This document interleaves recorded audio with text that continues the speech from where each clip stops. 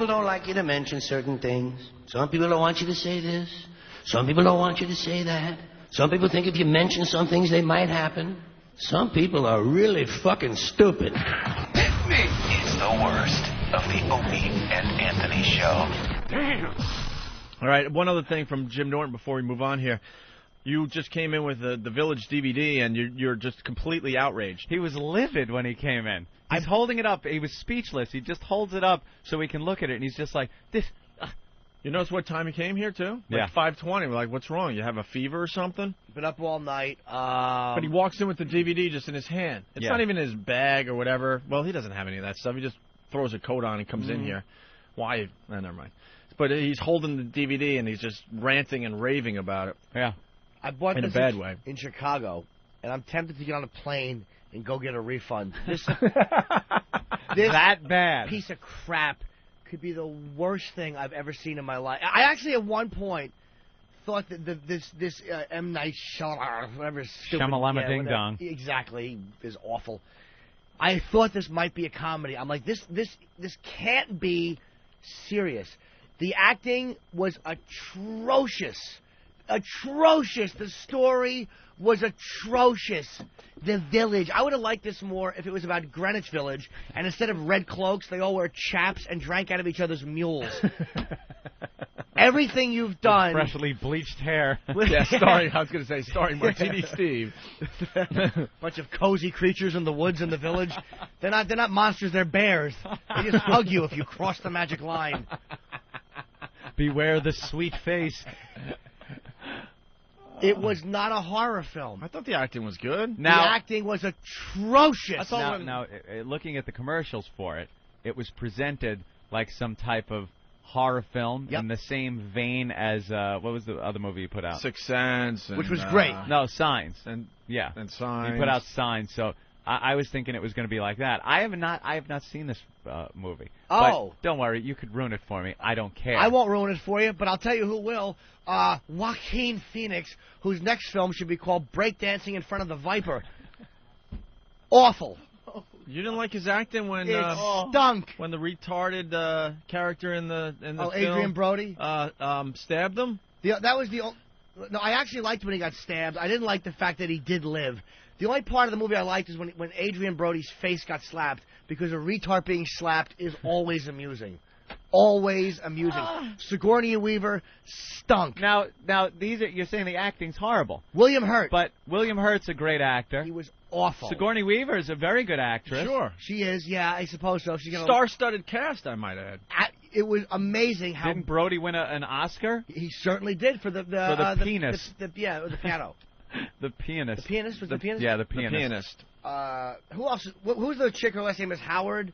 Something Howard? Yeah. Stop ripping me off, Robin.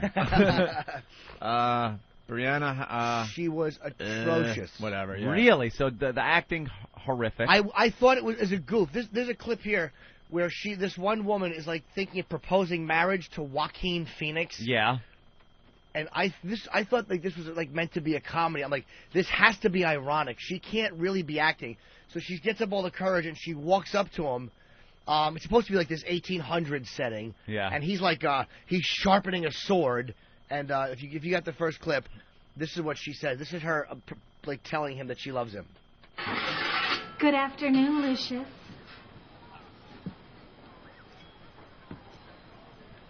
I wanted to tell you something.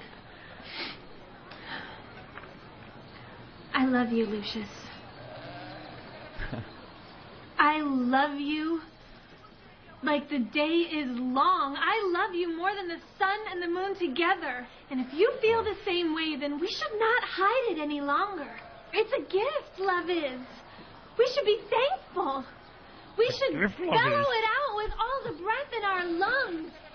Thank you. Thank you. Thank you.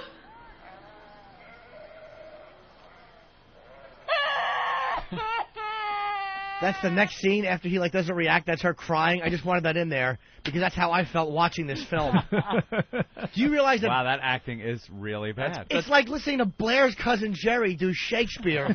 It's horrible. That's Bryce Dallas Howard. Oh, dude. Ron's daughter. That is Ron's daughter. It is? I'm like, it has to be his daughter Yeah, it for is her to get Ron's. acting work. She is atrocious. Well, the reviewers, I remember at the time, thought she did a fantastic job with this movie. It Really? was, Yeah, that's what I'm, just saying. Now Just it's saying. not a horror movie by any stretch of the imagination. Well, they No. definitely marketed it as a horror yes, they did. flick. And when I saw it, when the credits, started rolling, everyone got really pissed off. People started throwing some of their refreshments, going, "That's it, Really? that's it, One that's of those it? movies This that is- ends and you're like, oh is no, don't you BS. dare roll the credits. Yeah, this is BS. That's it."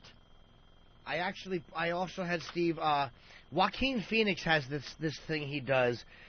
He's on the same success path as Jim Belushi, or name someone else who had a more gifted brother, kicked the bucket at a young age.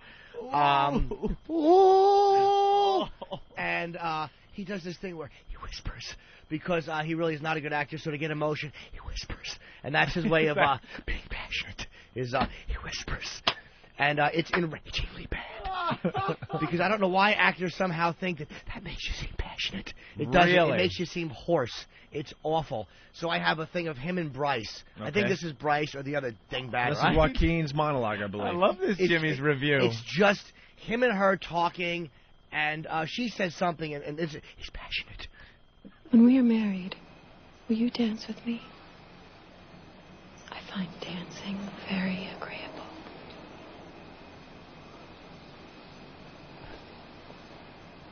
Why can you not say what is in your head? Why can you not stop saying what is in yours?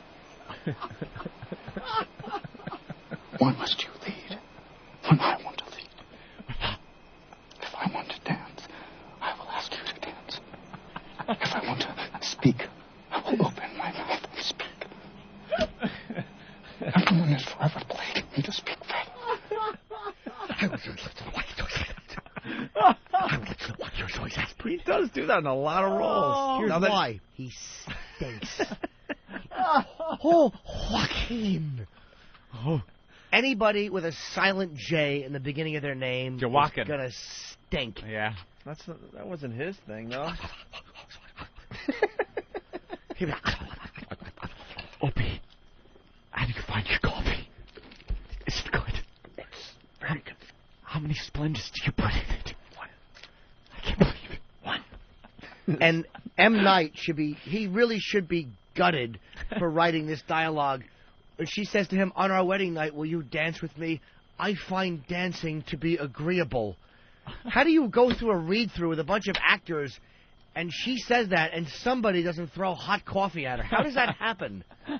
I swear to God. Because they're all agreeable in Hollywood. I was teetering thinking that this might be some kind of an ironic parody of horrible acting.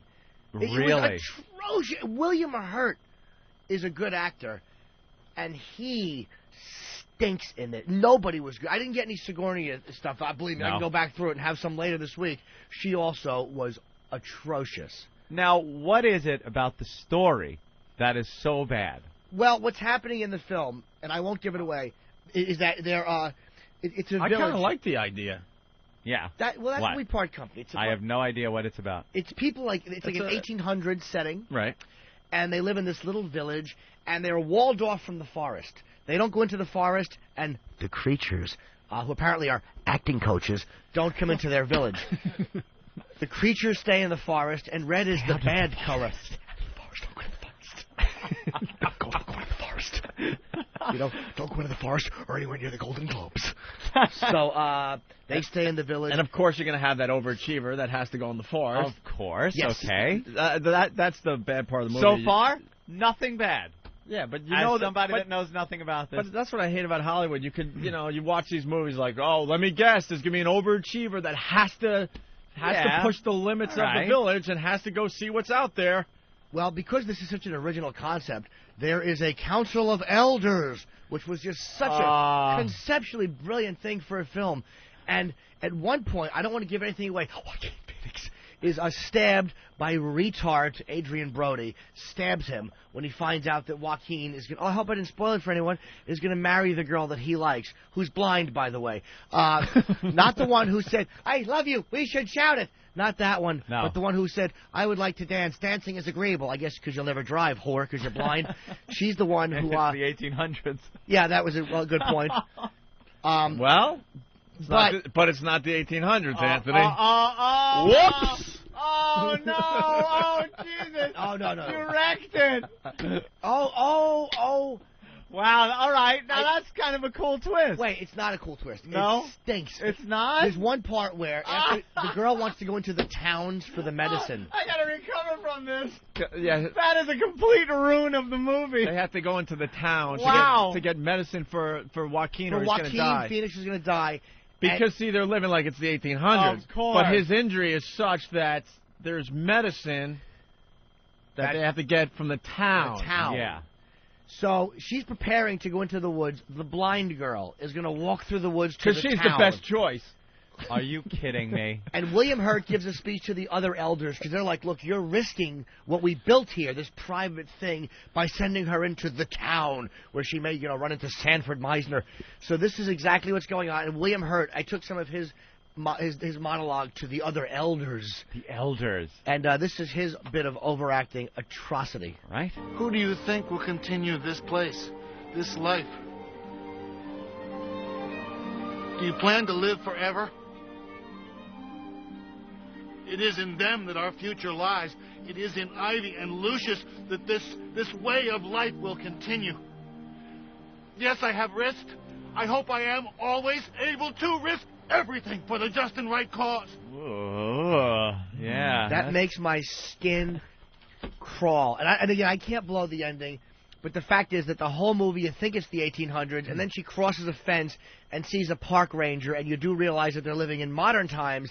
And by the way, there are no creatures. They're just red suits that the elders keep. There's no creatures. No creatures. The elders have these red creature suits. And every once in a while they throw them on just to scare. And go into the woods and come out of the woods. Well, sometimes they come into the actual village. Oh, yeah. Scare them a little bit just to keep them under control. The elders are Hence all... religion and fear in society, everybody. Yeah. Hence religion and fear in society. He had a message. It certainly wasn't good film writing. Hey, do the elders know about what times they're living in? Oh, yeah, they were... So here's the elders thing. know. The elders were all crime victims in real life, so they decided to build this peaceful crime-free This place. perfect society. Perfect society. But what we learn is even a perfect society has a problem, and in Right. this case, it was the retard. The guy. writing and the directing, yeah. So I hope any of you that went out to buy this DVD, I hope I ruined it for you. There's no creatures. There might be two scary moments. The most horrifying part is when the credits roll and you realize you got suckered in to buying this piece of garbage. It is horrendous. Everything he's done since The Sixth Sense has gotten progressively worse. But he's making a Everything. statement about religion and how religion controls a society and how fear controls a society. Yes, from free thinking. Here's a statement about religion he's making. You can strap this film to your waist and run onto a bus in Tel Aviv. It is horrendous. The village stunk. Now, if you ask me, not having seen the movie, but now having been told the plot and everything, it sounds like a Twilight Zone. Sounds like it could be a Twilight Zone episode. But terribly done, and the writing was so weak, and the story was so weak.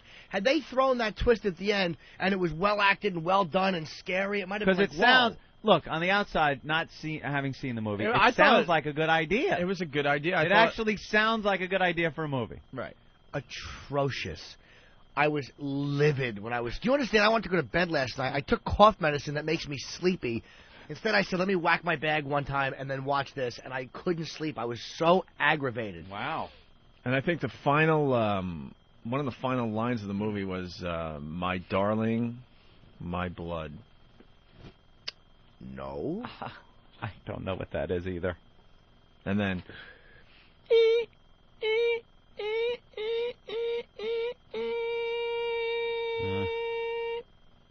No? No. Wrong film. I'm sorry. That's the end of another film. I really hope that somebody out there was planning on buying Well, this DVD and it's ruined for Really you. fast, because a couple people want to defend the movie. Oh, yeah? Jimmy. Eric from Nebraska. Eric? Hey, how's it going, guys? What's up, Nebraska? Well, I've been listening to your show since October. Love the show, but...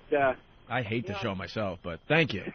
I tell you, Jimmy, maybe you should go out and get a hooker because you seem to be in a really pissed-off mood this morning. The Village is an awesome movie. Hey, listen, first of all, you live in Nebraska. You just like it because with the 1800s, that looked like futuristic and modern to what you're used to out there. The movie stunk. Someone doesn't like Wide Open Spaces, eh? I love Wide Open Spaces. Eric, what did you like about the movie? Well, I've watched all of M. Night Shyamalan's work, and he's a hell of a writer in the sense that he will drag you one way and then give you that plot twist at the end. Yeah, like everybody else in Hollywood does now. You go left, you go right, and there's the guy in the middle with no money going, hey, what do you want from me? It stinks. It looks familiar. Not everybody can be wrong, and you're a hell of a comedian, but apparently you don't know shit about acting. I know a lot about acting, and I know awful acting, dude. Believe me, I like good actors. I'm disgusted that Jamie Foxx didn't win Best Actor, that he only won Best Actor for a musical comedy. I know a lot about acting. You've come back. And every once in a while, Hollywood will surprise you and throw you a twist, because I really thought that Morgan Freeman was going to be the one that died. Uh-huh. Well, All right, now I know. I just wanted to defend the movie a little bit here and say hello to you guys. Dude, maybe my words ain't worth much, and that's fine. But, no, The Village, all right, Eric. Dude, The Village was atrocious. The twist, it cheated. The story was so weak and all over the place and boring. That's cornball love story between that dullard Joaquin Phoenix and this stupid blind broad who walks through the woods, and then Adrian Brody at the end escapes because he tried to kill somebody, and then he puts on the red monster suit, and she stands in front of an open hole and then steps away at the right moment, and Adrian Brody runs and falls and dies in the hole. The blind girl found the hole in the woods and knew to step away, so the retard in the monster costume, and this idiot from Nebraska is calling up like it's Citizen Kane. It stunk. All right, Bob from Jacksonville wants to defend The Village as well. Go ahead, Bob. Morning, shit dicks. How you doing, Home Bob? of the Super Bowl. Hey, Jimmy, stick to comedy, man. I thought the movie, it was a little frustrating through the middle of it, and toward the end it just all came together, man. I love that movie. Yeah, but you know what it seems like to me? Again, not having seen the movie. It seems like a story like that, where the end is the big twist, that you got to then fill up the entire movie with some type of story. Like, you could have, all right, it's the 1800s, monsters in the woods. At the end, we're going to show you it's not the 1800s, and go. Now you got to fill it up with what, a crappy love story was in there? See, the whole thing was, here's what he was trying to do. He was rushing. He thought he had this brilliant plot twist and this amazing ending. So the whole film was basically built to try to justify this thing he probably envisioned, and it was crap. When you look at The Sixth Sense, that was, to me, great. It was a great movie. It was well written. It was believable. It caught me off guard. It blew me away. This was crap. I wanted to be blown away, and it made me physically ill. It could have been a half-hour Twilight Zone. Dude, it was. The Twilight Zone would have done it better. Yeah. They would have done it right. They would have known how to act. All right, let's go to Chris in New York. Chris, go ahead. How you doing? Hey, Hi, good. Chris. I rented the movie over the weekend. Actually, I bought it. Yep. One of my friends recommended it to me, and after I was done washing, I drove by his house and threw it out his window. Thank you. Dude, I bought it too. I'm so aggravated. That's hilarious. Let's go to Johnny B. on Long Island. Johnny B. Hey, what's up, guys? Hey. Johnny B. Hi, Cuddle Bunny. Hi, Johnny B. Jimmy, I got to defend you 100%. I have never been to a movie where everybody in the movie theater for opening night said, wow, that sucked. Yeah, that's what I got when I went. Everyone was around me going, I can't, what? That's it? I got to see it just to see how bad it is. No, I'll loan you my DVD. Don't waste your time. Don't waste your time. And don't even bother. Don't even think about seeing Napoleon Dynamite. Don't. I saw Napoleon Dynamite. You like? It was really weird, but it's funny. It's funny. It's a goofy movie. I mean, it doesn't really have a real story to it, but the characters are kind of funny enough that it carries it. Yeah. Yeah. I think if you watched it a few times, it's one of those movies that if you watch a few times, you'll get certain parts of it that really make you laugh. Yeah. Trevor in Jersey. Trevor? Hey, guys. Hey. The retard's parents crying at the end after they found out he was dead made up the whole rest of the movie for me. I thought that made the whole movie. Why, was it funny? Yeah, you didn't laugh your ass off. I'm trying to remember. That Ivy killed a monster in the woods and the parents just started crying their eyes out? Well, yeah, because they knew it was the retard, but by that point, dude, I was crying with them because I had sat through it. It was horrible. How did they get around? How did they get around? things like airplanes and stuff. They tried to cover that. There's a scene. This arrogant ass put himself in a scene because he thinks he's Hitchcock. He put himself. I forgot. Yeah, he has to be in all his movies. And after they realize that it's actually modern times, one of the park rangers is talking to his boss, and he's going like, "Hey man, look, you're only there to guard the preserve. It's some kind of wildlife preserve that we're a couple miles in, and we pay the planes off not to fly over." It was like the cheapest tie-in. Way out. Yeah, dude, it was such a cheap, like, let's tie this loose end without any real thought into it. Yeah. It stunk. And the village itself, how big was it about? A few houses, five or six houses. It's like a little village. So it could have been in there without being detected. Red was the bad color. Apparently, the entire script was written in it. How many years had they been there? Well, I guess the people who started, you have to assume these adult children had been there since childhood or whatever, or adulthood. Maybe so 20 years. 20 years. Yeah, 20 maybe. years. The elders came in 20 years. The elders. The elders. All right, one more. James from Connecticut, then we'll move on. Go ahead, James. Yeah, I agree with you, little Jimmy. That movie sucked. My wife bought it, and it made a big thing about it. We're sitting in front of the TV, surround sound. The best part was when she fell in that hole. Yeah. It sucked. Dude, I was so mad I wanted to throw myself in front of a train. Oh, and to compare it to the Twilight Zone, you just killed the Twilight Zone. That was way better. Hey, did you see, I tell you what blew me away that I absolutely loved and I thought was going to be overrated. I saw Ray, and I thought that was phenomenal. I didn't expect to like it. I'm like, this will probably be blown out of proportion, but it was great, man. It was horrible, but I agree with you. Does he die at the end? All right, thanks, buddy. No, but he actually like winks and says, "I can see." I'm trying to move Another on. Hollywood twist. Yeah. I'm trying to move on, but there's one more here. Let's say hi to Eric. Go ahead, Eric. Hi, O&A. Love the show. How you doing, Cuddle Bunny? Hey, what's up, Eric? I was just calling because the one major plot point that nobody's mentioned so far in that movie that sucked were those boxes of doom that were in every one of the elders' houses. Oh, yeah. The boxes of were doom. Not hidden. They were not put out of sight. They were right in the middle of everybody's living room. What is it? Well, there were boxes of newspaper clippings from their old lives, like boxes of, the atrocities that happened to each elder. Like in real life, every one of them had a loved one murdered or something, and that's why they all banded together and created this little place perfect where society. There was no crime or real acting or any type of directing or writing. This little magical place where any twist you throw in is going to wrap the audience up into a neat little package. Their own Nirvana. Their own excellent point. They had these boxes out in plain sight, and it was just horrible because nobody even looked in the boxes. Yeah.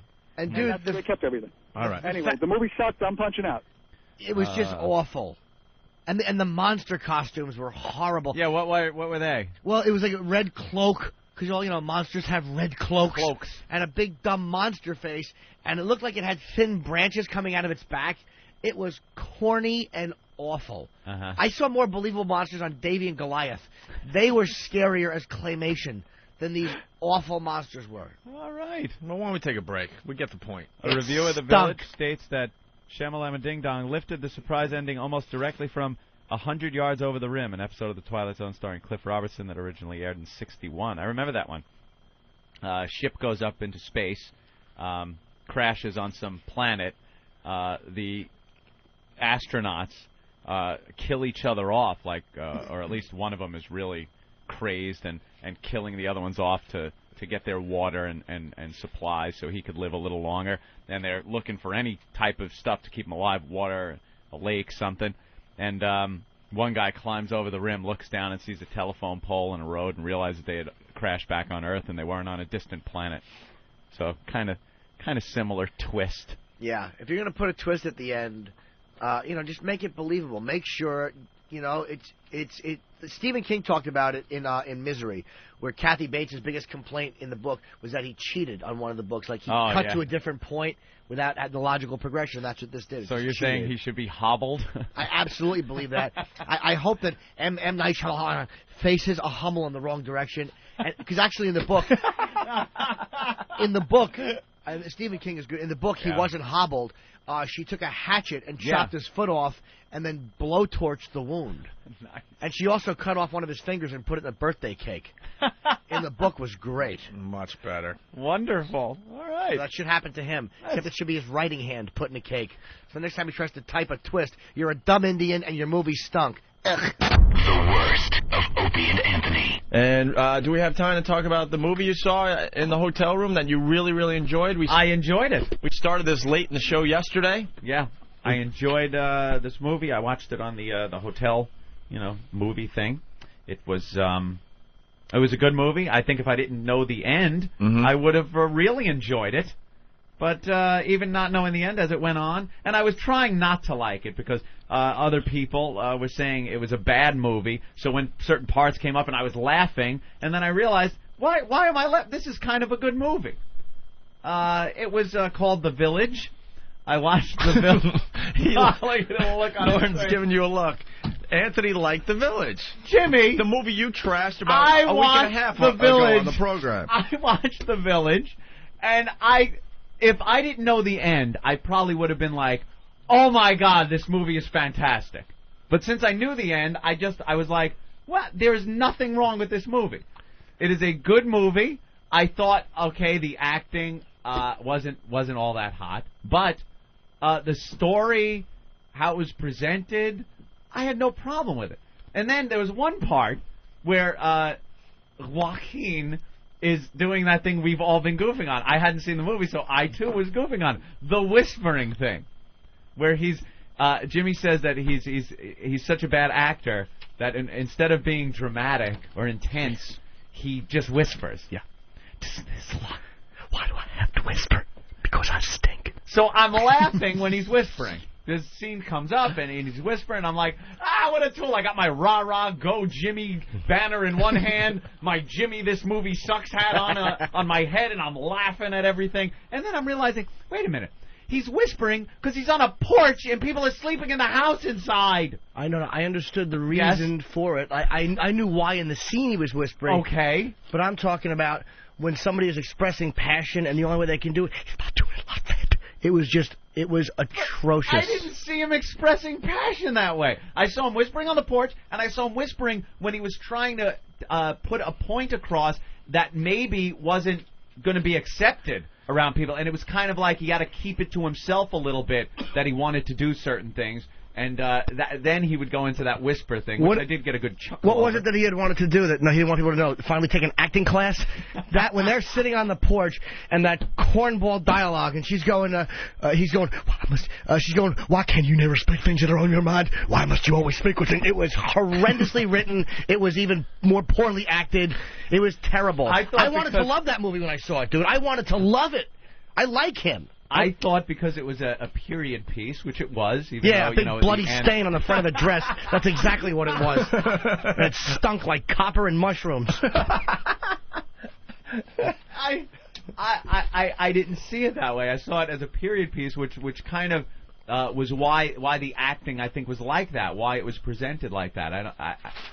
I don't know if the acting was so bad, or if it was just it's supposed to be kind of 1800s-ish. It was. But have you ever seen Anthony Hopkins do 1800s? Have you ever seen Gary Oldman do 1800s? They're guys that can act. If you're going to do 1800s, do 1800s. But if you can't do 1800s, there's nothing worse than, why must I go there? It was just terrible. Okay. It was terrible. Didn't you find it a little weird when the blind girl had to go to the village? Or well, whatever, I found that a little... To the town or whatever it was to get the medicine? I did find that a little weird, but she did seem to have a certain perception that was above and beyond your normal blind person, and also... But she wouldn't be the first choice to go heading out into the woods. It obviously is the first choice, because she was the one that could have gone without seeing things and taking it back and saying, I saw a motor vehicle, saw these wonderful things. So she obviously was the best person suited to go, because she wouldn't come back with info. But meanwhile, they're sending a blind chick into the woods because they're all crime victims and they're worried about their families. So what do? Even though you know that there's no monsters, you just send the blind girl aimlessly into the woods somewhere and hope she finds the road and then doesn't realize that there's a car picking her up and then just makes her way back over a fence. It stunk, and he should be gutted for it.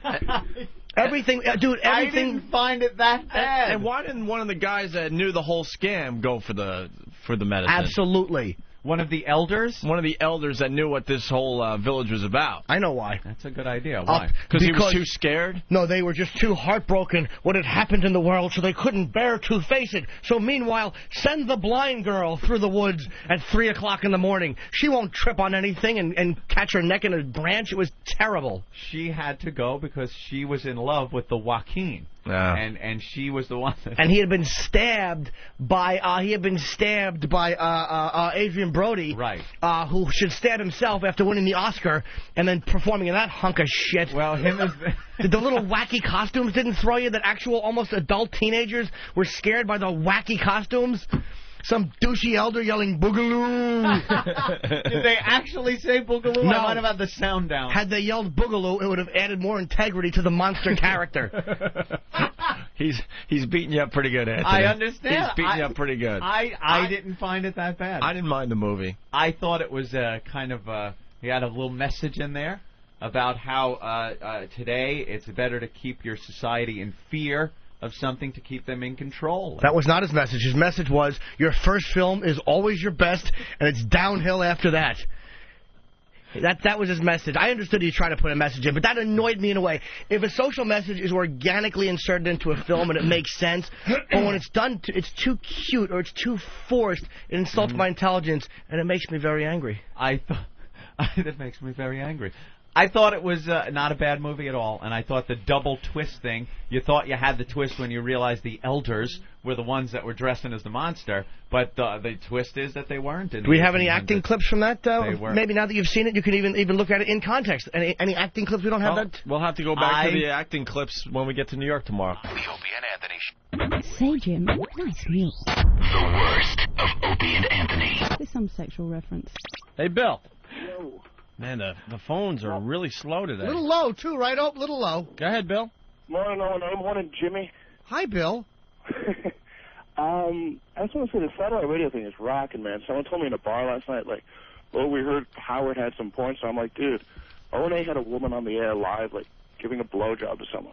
Yeah, well, that's for our Sexiest State in America contest, and Ohio has let us down so far today, although they brought us Melanie today, which was cool. But there was a guy that was waking his wife up to have some sex, and I don't know, he hung up on us. I don't think the wife was into it. Going to be hard to beat Illinois. Yeah, Illinois is in the lead so far. But go ahead, Bill. All right, man, I got a quick story. Inspired by one Norton told on the air last year with Boss, where they had a girl in between them. Which one? We've had like a bunch of those. It was the ugly girl where you both were naked. She was in the middle, and you guys were taking turns whacking off. I think that story. Oh, when Voss joked around with her, and he goes, "All right, we'll flip a coin. Whoever loses has to fuck her." He said that right. No, not that one. Not that one. The one with Voss was like, "Oh, shut up." What kind of dog you got there? Not even mine. I'm dog sitting. I just got here. I don't even know what kind of dog. Give the little fella a little pet on his head. That'll quiet him down. You know what quiets him down? Opie will tell you this. You got to kick it in the liver. And within weeks, it'll be dead. Right, We're not telling that story Right, yet. We're not telling that story After yet. it eats your steak? We're not telling that story Right before yet. the basketball game? What did I do to you today? What are you talking about? Nothing. I'm just I think Opie might have a knowledge on how to get rid of... I have no idea what you're talking about. No? Look, man, the dog was old. Maybe why it shouldn't have been I'm kicked not in the ready liver. to tell that story yet, Anthony. Great. Thanks to you, I had to carry that thing upstairs for the rest of its life of 2 weeks. I don't know what. I'm gonna go take a break. You get back here. What did I do to you today? Nothing. You brought in donuts. I was very happy. All right, good. XM202. All right, here's the story of the day. K-9 used to subdue naked suspect. Tuesday afternoon around 12:05, it was a stark naked man checking for unlocked doors. Completely naked going from home to home, right? There you go. He found one at Craig Martinson's home. I know he scattered a bunch of laundry around. I know he was on all floors. What does that mean? Where's that, sweetie? Either he was on all fours and they made a mistake, or he was on all the floors of this guy's Either way, house. It's a mistake, though. Like if he was in the basement or... All right, so the guy broke into a home. Maybe everywhere he walked was a floor. The guy broke into a home. He was stark naked, okay? Yes. A half dozen cops were on the naked man's trail, including an officer with a K-9 named Zach. The cops spotted the naked man inside this guy's home and ordered him outside. At that point, the suspect leaped toward the canine officer and punched the canine officer in the head. Bad move. That is not a good move. Bad These move. dogs are vicious. Doing what the dog is trained to do, protect the handler, the dog jumped and bit the suspect in the genitals. Ow! In this case, the genitals. That's correct. One neighbor says she watched as police appeared to recover part of the man's testicles from the porch area of the home. Oh, no. The dog bit his balls. Right off him. Just think, you're a dog, that dangling meat, it's a perfect target, and to rip a piece off for a dog is nothing. That's nothing. It's just hanging there. Minneapolis police say their canine officers are never trained to attack the genitals, but suspects usually aren't naked either, Anthony. Uh-huh. As the neighbor across the street told us, who happens to council member Scott Penn? That doesn't make sense either. Well, whatever. This seems to be an incident without precedent. It's highly unusual. Don't have much criminal activity since I moved here 15 years ago. So obviously the neighbor has never seen a naked guy get his testicles bitten off by a canine dog. Is basically what's going on there, right? And the suspect is in serious stable condition. Police are investigating whether the suspect was on drugs. I like this part. Go ahead. Even after the canine bit the suspect right in the junk, Minneapolis police say officers still tasered the suspect several times. There you are. You're a bleeding sack because it was bitten off by a dog, and you get a little taser action, too. You're laying on the ground just hoping the dog doesn't swallow it. Zach, the canine, has a clean record, but is off the street pending the outcome of an investigation.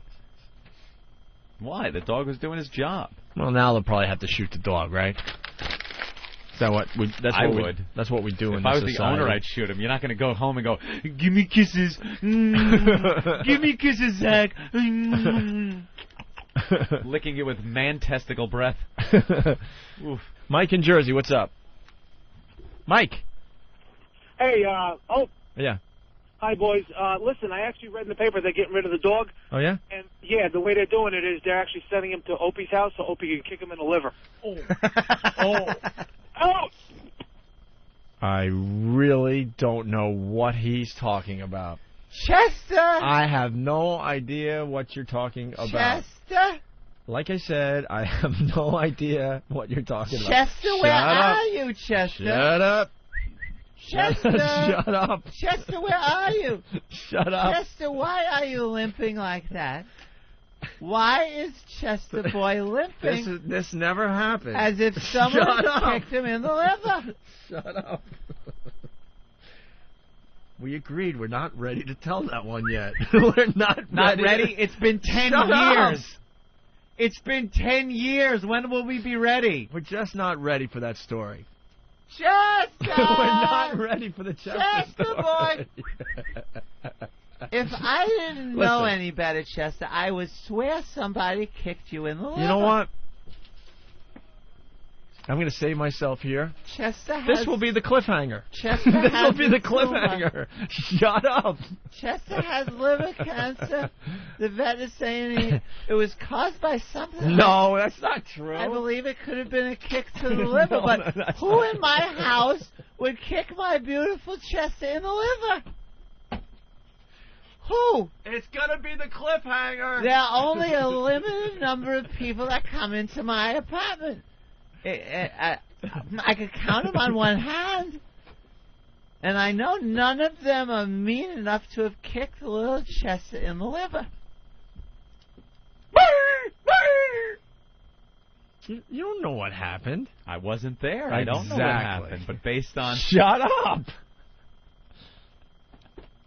We agreed. Chester! Shut up! Oh, Chester! Where are you, Chester? Chester looks a little run down these days.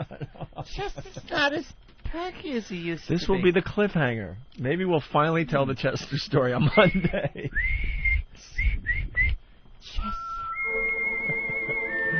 Chester! Chester! Where's my dog, Chester?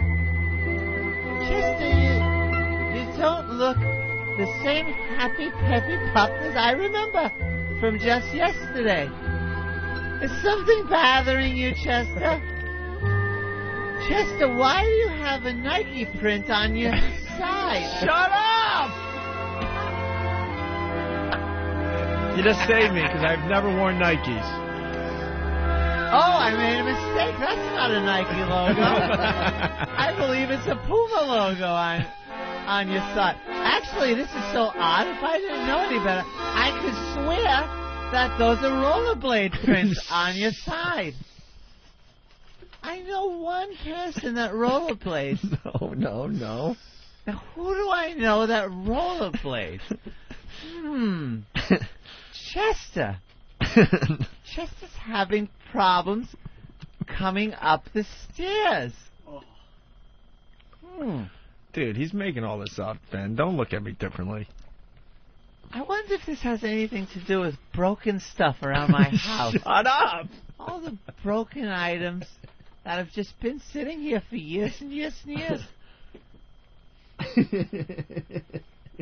It's my mother-in-law's, my ex-mother-in-law's dog, Chester. My mother-in-law. Opie lived with my mother-in-law for a while. Oh, just for a little while. Not a little too while. Long. Not too long, no. When we moved to Massachusetts, I was there to do our show at AAF. A mere couple of years. I know. I moved in. It was me and my ex-wife living with my mother-in-law. I am so happy to have you kids living with me here in Ashland. This is wonderful. And Opie's moving in also. And I was like, in a second, we got to get out of here. Get an apartment. I don't care. We got to get out. Opie wound up living there forever. Yeah. You were there for so long, like months and months and months. Just about a year. Yeah, it was about a year. You lived with my mother-in-law for a year. Do you still keep in touch with her? No. Why would I? It's my ex-mother-in-law. You might have developed a friendship. No. Nice enough woman, but why am I going to, keep in touch with her? She gets to see. I send her daughter pictures of Benjamin Franklin.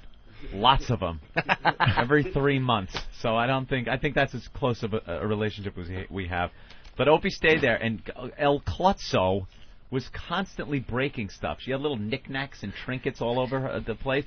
And dude, Opie would be on the phone, and the phone cord is swinging, She was hitting the last person in Hummels. America that had a cord on her phone. I know. And it was like 50 to 60 feet long. It was remember? so long, so Opie would go out of the kitchen. No exaggeration. This cord was 50 to 60 feet, and I like to pace when I'm on the phone. Yeah, and it looked like a big tangled slinky when it was when the phone was hung up because it was stretched out and so tangled. So Opie would be pulling this thing, and it's trailing this ball of coiled up phone wire that's swinging just like a wrecking ball. It was like almost like a tail, like a dog's tail. Why are my Christmas Hummels all broken?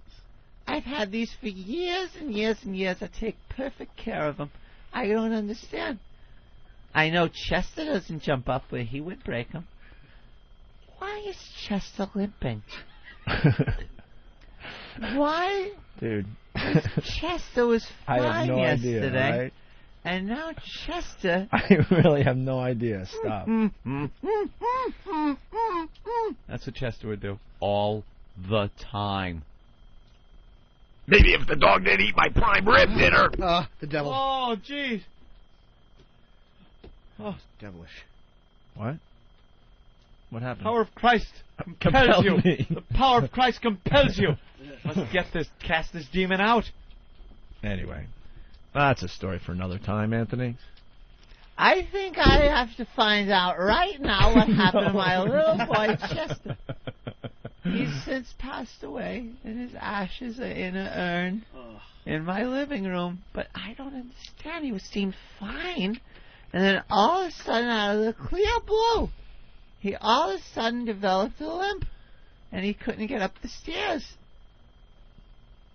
And Anthony had to come over and carry Chester up the fucking stairs. Every day. Dude, Thanks. The dog was old. Real old. The dog was old. It was real old. And because he was old, I'm sure he didn't need any. No, the dog was sudden arthritic, shocks. obviously. He didn't Needed no sudden shocks to his little old body. Like maybe a fall, because he's old. Perhaps if something was. What did I do to you today? Or perhaps what did I do to he doesn't you need today? to be hit by a car, or walk out and have the paper boy throw something and hit him, Or perhaps being kicked in the side.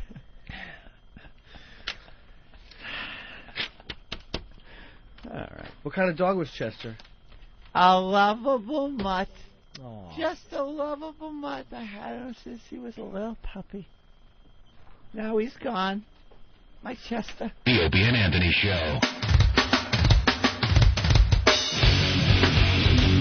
I understand I have problems. Oh Trust God. me. I know that. Do you hear yourself? Dude, what did I say before break? What did I say? I understand. There's something that happens from time to time with me. Matter of fact, it was a promo. Yep. Because they forgot my potatoes. Yes, it wasn't about the potatoes. My blood sugar level drops and I start losing my mind. I understand. Dude, I just played a 7-minute mashup song, not for the stupid audience. I could care less about them. Half of them went to another channel for a while. I threw that on so we could take a quick commercial break and I could get some food in my gullet so I don't pass out. I am not talking about So the I situation. wrote a note during while we're discussing the stupid tsunami song that I could give a flying crap about, by the way, but I figured it would fill up 20 minutes of radio today. I wrote a note to Steve. Steve, you know, SOS, I need milk immediately, meaning my blood sugar level is dropping as I speak. Uh-huh. So that was literally 5 minutes before we went to break, and then I'm noticing there is no milk around, so I'm like, I'm a professional DJ. Find what's called filler. So I'm like, making believe I care that the Doors Blondie song is cool enough to play on the show. No, it was because it was the longest thing I could find, which was like 6 minutes long. I'm like, hey, man, this is great. Listen to this crap. Thinking that the milk would arrive any second. I would get the cereal in my effing stomach, and then I would be fine for the rest of the show. I am not Guess talking what? The about milk just the arrived. situation at hand. I am talking about the fact that you sound like a madman. And I understand. I'm Eric not saying comes I'm in not. with your milk. His only crime is he was pulling it from a Dwayne Reed bag. Who the F gets milk from Dwayne Reed? And Opie You get unloads. condoms and maybe some shampoo from Dwayne Reed. You don't get milk from Dwayne Reed. Opie unloads on him. Why are you going to Dwayne Reed for the milk? Because I need it right away. There's a deli right downstairs, is there not? You sound crazy. Is there a deli right downstairs? There is absolutely a deli, and I agree they should have gotten the milk We from have the a deli. bunch of retards that should be strapping bombs on them and walking around in Iraq than working for us. Who would go to Dwayne Reed for milk knowing how desperate I am right now? Well, how come when I walk into the studio and he goes, "Where's my milk?" I don't know. I know. He yells at Dude, Jimmy, because where's my milk? Like I have a line on the milk getting. Like, You don't understand. My meters are like dropping fast, so it's called I go into a panic. It's not that I'm a diva or any of that. I treat these guys very nice unless I get into one of these situations. Eric, why wasn't the milk gotten from the deli that is right downstairs from this very building? Okay, one, I didn't send him, so I don't know where he went. Two, apparently I've been told they don't sell milk They downstairs. don't sell milk downstairs, Danny? They don't have sealed milk downstairs at the deli. I don't care if it's sealed. I mean, they'll put it in like a coffee coffee cup. That's fine. Oh, see now, how is anyone to know? All right, you well- wouldn't come up with that and go, "What is it? I don't know what that animal's doing." no. in It's here." open! It's open! It's an open container, No. Tina. Hold on. No, that's where I'm different than Jimmy. Yeah. I don't really care about that, especially under this situation. I just need to get food in me. I don't care. Well, I kind I'll of suck understand. milk out of a cow. I don't care. I just need milk. You know what we need? Emergency Parmalat milk. You put it in a cabinet somewhere, and it lasts forever. It sits there, and then when you open it up, then it's got to be refrigerated. But it's like in case of emergency, break glass, and you have your milk right there. We have that. I said that when I came in. Stop I said it. we have whole milk Parmalat. That's all we have. And he What's looked wrong at me with and the did Parmalat? nothing. Because I didn't know what that was. No one does. Oh, You gotta I have really- regular milk. No, I really didn't know what that was. It's regular milk. It's just been processed here's the other- in a way that it's good until you open. It's like Here's the other problem. There is Warm milk in the refrigerator, but you don't know if it went sour or anything. that's Parmalat right there. I It's really don't know awful. what that is. It's milk. It's real milk. There's nothing different about it. It's just the way it's processed. It can last sealed, it can last for a long time. Can I explain something to Dean in the Bronx? I know I'm whining. That's what I'm trying to tell you. I understand. Anthony brought it up during commercials going, dude, you sound like a raving lunatic. I had to look right at Opie and go, you sound like a madman. Well, you're trying to wake me up out of this weird coma state I get into. It has nothing to do with being like, you know... Patrice from Brazil is saying, come on. Come on. I feel the whole blood sugar level thing dropping in my body drastically, okay? We still have a radio show to do. And then I'm looking at the clock and all the meters, you know, counting down, thinking, I don't have enough time to eat before we get back on the air. Right. And then they walk in with the milk in a Dwayne Reed bag. I'm like, I know where Dwayne Reed is. It's not close to here. No. So who went and got it? Ricky. Oh. Of course it was Ricky. Tell that kid, if Opie wants milk, he only takes it from CVS or Rite Aid. No Dwayne Reed. Never Dwayne Reed. Jesus. That is an odd place to get milk. Mike from Jersey. My goodness. Look, I'm calming down already. Mike? Where to buy your cold medicine? Dairy Barn? Long Island joke. Mikey. Opie, you sound like Doc from Back to the Future right now. It's like you're asking for 10,000 gigawatts. That's a stretch. Mm-hmm. All right. There he is. Now we'll listen to Opie eat because you got to go to Dwayne Reed for the milk. I thought, stupid me, by the time the mashup was done, I would have had the... You've been done. You'd have been on seconds already. And no one would have cared, and, you know, the show would have just moved on. You'd have been on your seconds. The Opie and Anthony Show. XM202. Here's Opie and Anthony when they aren't stinking. Ooh, who took their shoes off? It's a little stinky in here. The worst of Opie and Anthony. Anthony, I got something for you today. Yeah. Listen to this little thing. Yes. Forget Aristotle and fuck Socrates.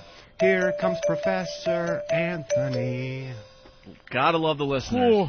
They participate in this show. Never thought Anthony rhymed with Socrates. Ever. Forget Aristotle and fuck Socrates. Here comes Professor Anthony. We get so much show prep from our listeners. It is like a people's radio show at this point. It's worse than the Paisano commercial. Forget Aristotle and fuck Socrates. Here comes Professor Anthony. It's like he's drooling in the middle of it. He goes, here comes... Forget Aristotle and fuck Socrates. Here comes Professor Anthony. Who is this spit-sucking mutant? Who made that? P. Niggity, I guess. P. Niggity? P. Niggity. He's done some better stuff than that. Wait, there's 6 versions of this thing. Oh, great. Are they all the same? Maybe we picked the wrong one out, Eric. Forget Aristotle and fuck Socrates. Here comes Professor Anthony. I love when they have to put the accent on the wrong syllable, too. Socrates. Just to make it rhyme, you mean? Yeah. Why? It works. That's awful. What are the answers? Where can they be?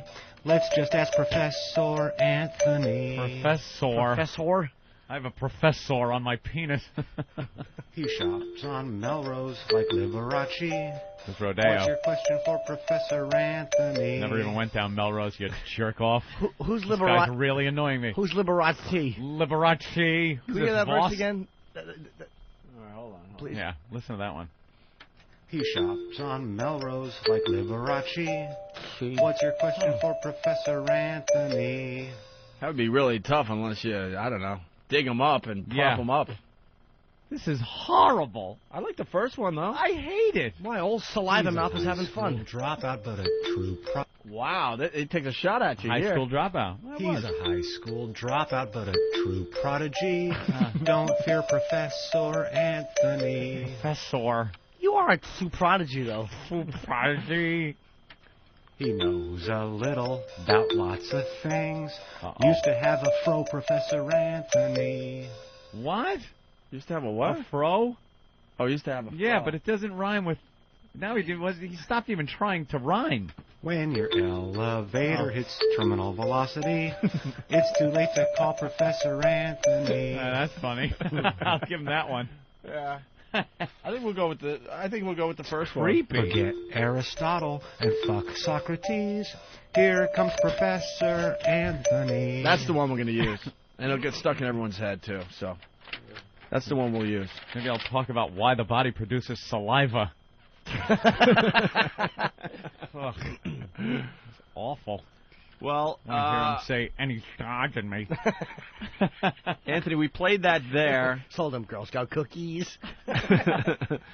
We played that there because Stalker Patty got involved with science. Well, it seems on the on Whackbag, the unofficial message board. Wait, can I go to the phone? Of course you I'm a can. little distracted here because Sally makes a very good point. We didn't even comment on this.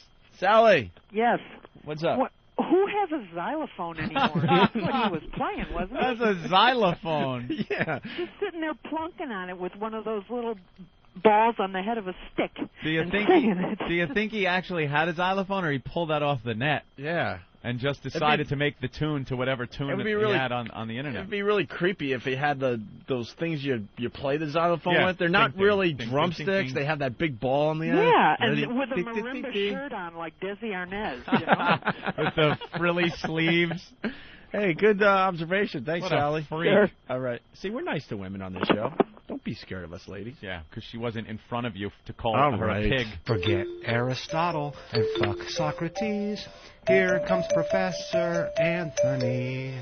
He is not, absolutely not playing the xylophone. Here he is again. I love the xylophone. That's a xylophone played very well. Got the brrrr. Yeah, you gotta have loose wrists to play like that. Of course. Limp wrist, would you say? A loose Was Mike limp. Brady playing? Those were his ribs when he was coughing. A little pee that Alice made for him, ricocheting off his ribs, making that sound. Can you make sure Jim and Jessica don't go anywhere? There you go. Apparently, Whackbag had a discussion about our little physics lesson that went on in here the other day, about an elevator dropping and what would happen to various objects or people inside that elevator if it was just free-falling. Would the object float around inside of it? Would it stay on the floor? Is it weightless? Does it have weight? Would it hit the roof of the elevator if it was just free-falling, or if it was pulled down under some type of power? We had this whole discussion on that for some reason. Well, Whackbag took it upon themselves to get together and have a little debate about this little physics lesson.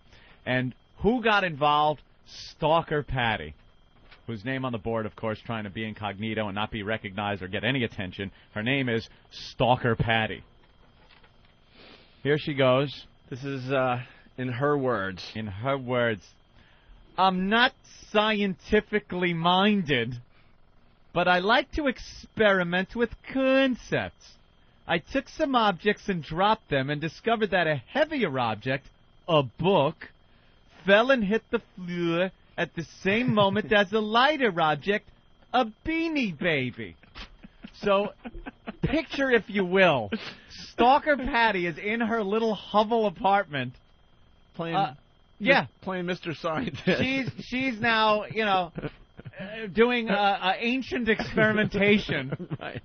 In her apartment. Who is that? Galileo? Did Galileo do that? Sir Isaac Newton. Isaac Newton Jesus, they got to change the theme song to Opie knows a little something. No, I know, about but I something. believe Galileo did the experiment off the Leaning Tower of Pisa. Oh, no. Where he dropped two objects. Is Anthony right again? Forget Aristotle and fuck Socrates. Here comes Professor Stalker Anthony. Anthony, I want to openly apologize. Thank you. I'm sorry I questioned your knowledge. Galileo By the way, if was Stalker quite a Patty's guy. listening, please call the show. You know who I'd like to talk to even more than her is the poor guy who lives underneath her, who has Yeah. to hear this fucking dumbbell dropping books and Beanie Babies on the floor all afternoon. Shut up! Ant-bodied retard. And what? How?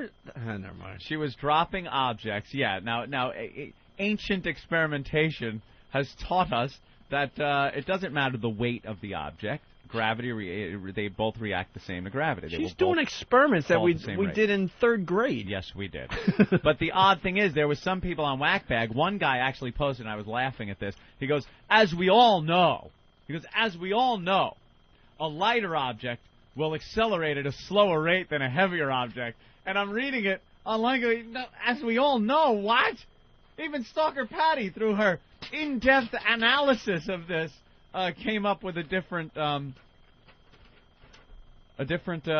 would you call that? Help me out there. Conclusion. Conclusion. Thank you. I was going to go with... I was going to say contusion. I was going to go with hypotheses. No, a hypothesis is different than a conclusion. Yes. In what way, Anthony? Well, a hypothesis is just kind of an idea, kind of what you Theory. believe is going to happen, a theory. And a conclusion is indeed a conclusion, sir. Forget Aristotle and fuck Socrates. Here comes Professor Anthony. Thank you, Anthony. I get I- knowledge every day from you. Thank you. Obviously, I have some competition here because Patty wasn't satisfied with the book Beanie Baby little experiment. I then tried it with a piece of paper and a book and noted this time that the heavier object fell faster. The paper was caught up in its own wind draft and floated to the floor, around 3 or 4 seconds behind the book. So she actually knows that the wind resistance, the air affecting the piece of paper, changed the experiment. Oh. Is that the Mr. Wizard song? Yes, it is. Mrs. Wizard.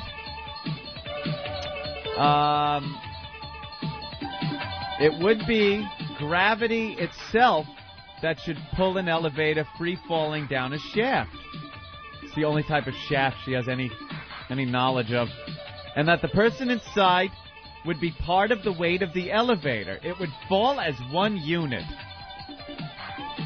If the person were outside the elevator falling beside it in the shaft, even though both were at different weights, both would hit the ground at the same time. If a feather, almost weightless, were falling next to the elevator, it would be caught in spirals of wind and would not respond as readily to the gravitational pull of the earth.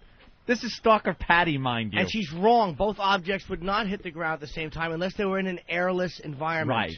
You're right. They In don't a accelerate at vacuum. the same rate of speed. Because a feather and a person, it's the same theory.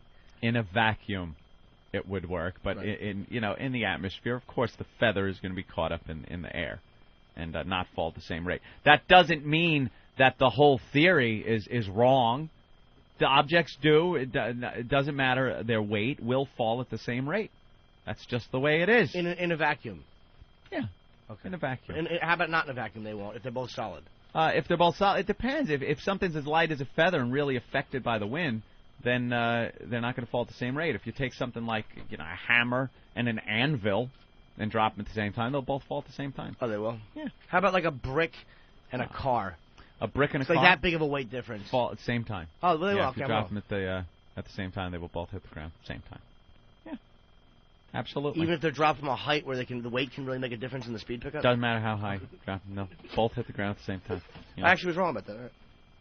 It's all about And wind. that's- It's all about wind resistance. That means you can't like hold them and try to then one hits before the other. That's in like ideal circumstances where they're exactly the same height, they're released at exactly the same time, and in a vacuum would be the ideal situation. But What I'm saying is the way wind resistance will stop a feather, yeah. right? Will that wind resistance also work on a solid object to a lesser degree? Like a Yeah, brick? you know something? It probably would. The bottom of a car would probably catch more air than a brick would, and maybe that would, or the lighter brick. Who knows? But in an ideal situation, in a vacuum, they fall at the same time. That's what the whole thing is based on, not wind resistance. You're talking about gravity, not an atmosphere and air affecting the thing. So. Okay. I also tested some of this by putting a smaller object on top of a larger object, placing a wooden block inside of a larger frame and dropping it, and came up with my conclusion. Talk about what I did and learned. Talk about the what did I learn feature of the show. Talk about... Yeah, there. That's what I'm saying. Talk about what did I learn feature of the show here. Please excuse me, I'm not a scientist. Yeah, we were really confusing that. But I had fun today. She's in her apartment experimenting. This lunatic. I love you. What is that? Wow, Eric, that's not the song. What is that, Eric? God, that wrecked my whole bit. Yeah. Oh my God, I see where you were going. That's it. Nah, we'll let Derek do it, Eric. Right. Thank you, Eric. You're not needed Derek anymore. does it. Right. Derek does it better. That's Eric with a D. Thank you, Derek. Derek knows how to find Thomas Dolby. She blinded me with science. You bet he does. A monstrosity in motion with her crusty clown face on. But there she is in her apartment doing scientific experiments. She blinded me with her awful body. Science. So I dropped the book and a Beanie Baby. Next, I'm going to try to extract oil from a peanut in blackface. There she goes. Patty doing little experiments in her house. And did you notice the last 4 sentences? She has an exclamation point at the end of each one. That really annoys me. Oh, Miss exclamation point. There she goes. I'm glad she has time to do this. Thought she was working all the time, but apparently she has time to go home and do little experiments. Is she trying to figure out if the Earth revolves around the sun or if all the planets revolve around the Earth? Oh, how about that? No, the Earth is actually just perched on top of a tortoise's back, and you could fall off the edge if you go too close to the horizon. Patty, I got another experiment for you. Close all your windows, mix bleach and ammonia together, and breathe deeply. Tell me what your conclusion is after that. Her next experiment, she's gonna leave her apartment and just start walking. There you go. To see if the Earth is flat. Yeah. And if she'll fall over the edge eventually. Patty, try to reach the horizon. Right. Go ahead. Keep walking. I'd like to see her do the R. Bud Dwyer experiment where she yanks a pistol out of the paper bag at a press conference. Puts it in her mouth and fires. Yeah, to see what hits the ground, the falling bullet or your brain matter. All right, Patty. We got some kooks that listen to this show. Scientist Patty. They had a whole discussion on that on the message board. Yeah. Great. Forget Aristotle and fuck Socrates. Here comes Professor Anthony. Great. Okay. The Opie and Anthony Show. October 2nd. Today, my life began. My parents do not know it yet. I am as small as the pollen of a flower, but it is I already.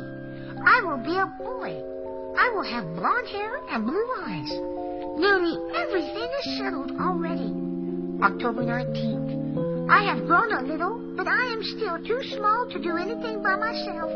My mother does everything for me, although she still does not know that she is carrying me under her heart. But I am a real person, just as a crumb of bread is still real bread.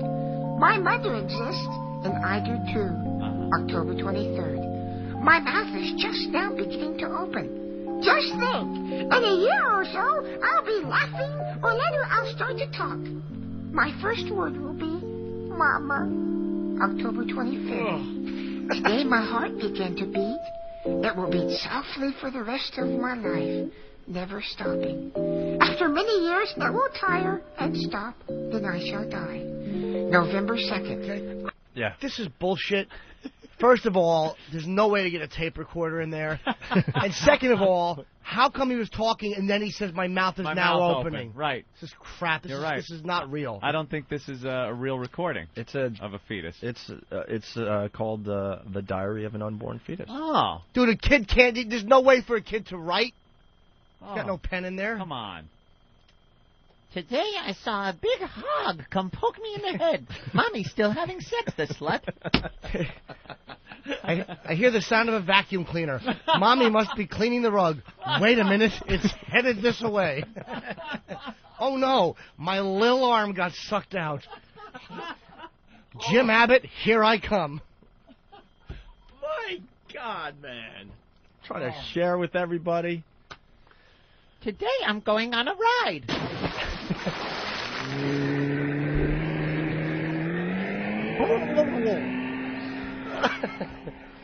Suddenly the nourishment has stopped from Mama.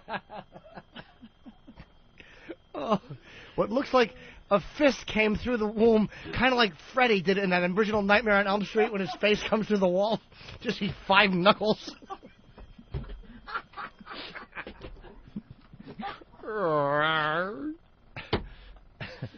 Oh. Can I continue? I am growing continually. My arms and legs are taking shape, but I must wait a long time before these tiny legs will raise me to my mother's arms.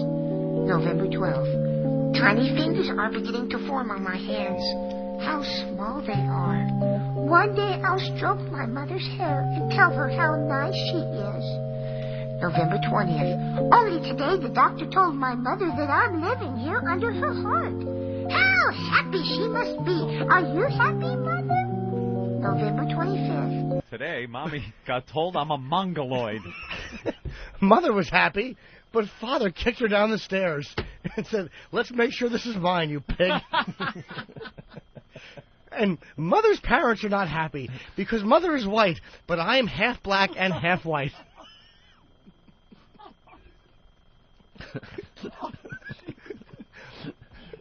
Mother's father, in Do the Right Thing, beat her and threw her out of the house for sleeping with Flipper. Oh. Are you insane? Mommy took thalidomide. I have arms like a seal. Oh. I'm in the womb only, and already I have thoughts of other men. I'm Daddy's disappointment. I'm a woman trapped in a man's body who's still in a woman's body because I haven't been born yet to humiliate my family with my transgendered nonsense. In 18 years, I'll be performing sex on someone who thinks I'm a girl. My mouth opened today, and in a few years, a luscious hog will slip between the lips. And my little fingers will clutch money that's handed to me, and I'll leap out of the Saturn.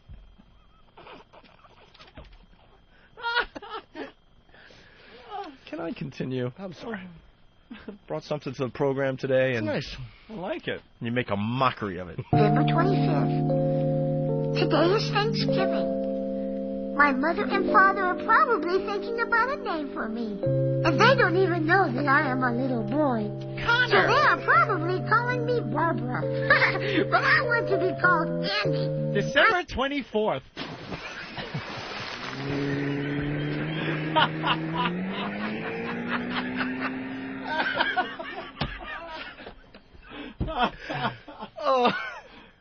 Funny every time. I am growing so big. December 10th. My hair is growing. It is as bright and shiny as the sun. I wonder what kind of hair my mother has. December 13th. My eyes are almost fully developed, although the lids are still shut. When Mother brings me into the world, it will be full of sunshine and overflowing with flowers. Unless my eyes don't work and I'm black, then Jamie Foxx will play me and annoy the whole country.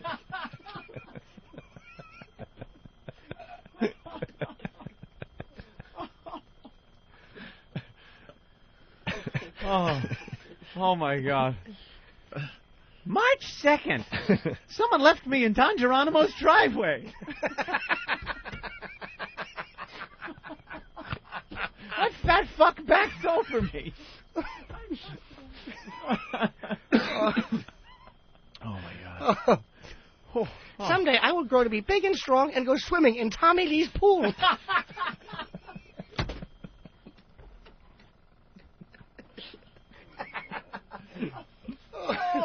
He'll be too busy giving hepatitis to a supermodel to rescue me. Have the flu, do you, fucker? You weren't too sick to let a baby drown. Can I continue? Yes.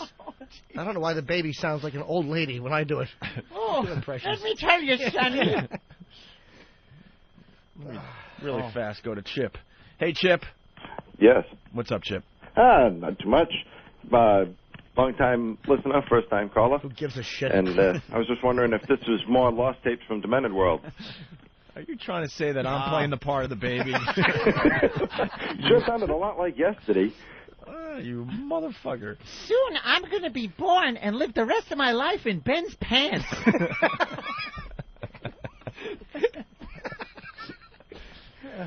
I have never seen a flower, you know, but more than anything, I want to see my mommy. How do you look, Mommy? December 24th. I wonder if my mother hears the delicate beat of my heart. Some children are born with sickly hearts, and then the gentle fingers of a doctor performs miracles to make them healthy. But my heart is healthy. It beats so evenly. Tap, tap, tap, tap. You shall have a healthy son, Mother. And then one day I'll be born, and Mama will bathe me and my 4 brothers and drown all of us.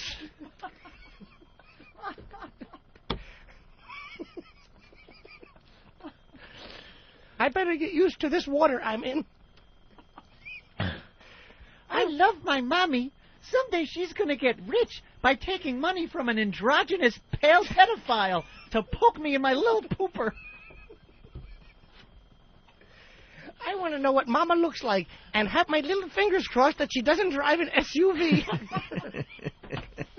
Someday she'll lovingly strap me in a car seat and back us down a boat ramp. And then wave at me and blame it on a jigaboo.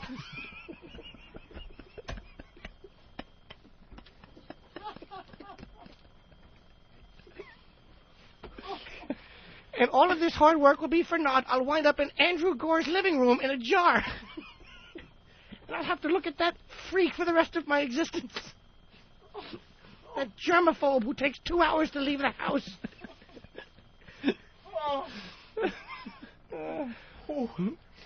Well. December 28th. Today, my mother killed me.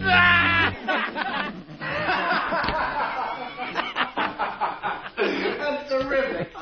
That's terrific.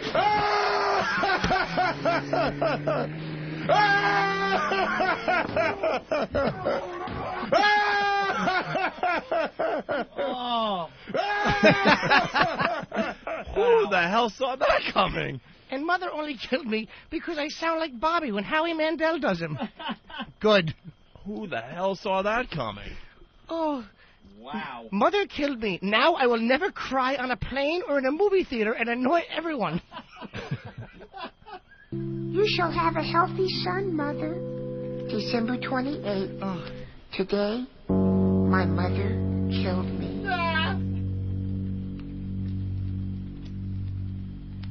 Is that how it ends? Oh, I know the point of this. Why did... No, there's a song? Yeah. There's a Why Did My Mommy Kill Me song? Yes. Too bad Mother didn't kill me before I thought of the lyrics to this awful song. I gotta hear him say my mommy killed me. Oh, you do? I don't know where that was. Right behind it. No. Oh my God! Opie! And then going into the song is great. Oh boy, I went too far. Opie! Oh boy. All right. But my heart is healthy. Yeah. It beats so evenly. Tap, tap, tap, tap. You shall have a healthy son, Mother. December 28th. Today, my mother killed me.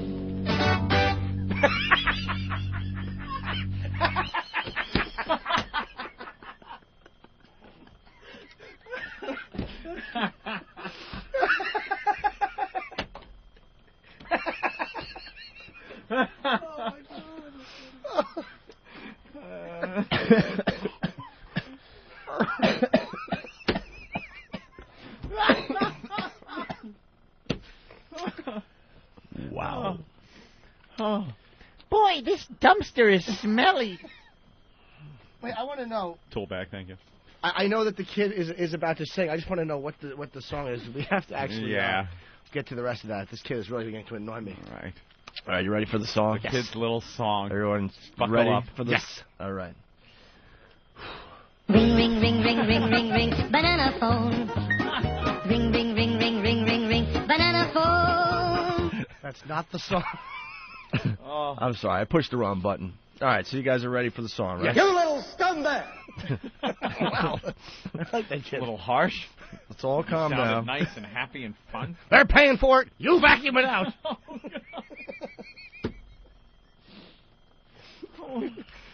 Oh. All right, everyone's ready for the song, right? I don't know. Oh, my goodness. I got to rewind the tape. What's that, some kind of hit joke? All right. All right, we're ready for the song, Yeah, Jimmy? let's hear the little I want to hear the song. fetus. Yeah, what is it? All right, here it is. The internet is for porn. The internet is for porn. Me up all night hugging me horn to porn, porn, porn. That's not it. Wait a minute. All right, you ready for the song? Yeah. All right, here's the song.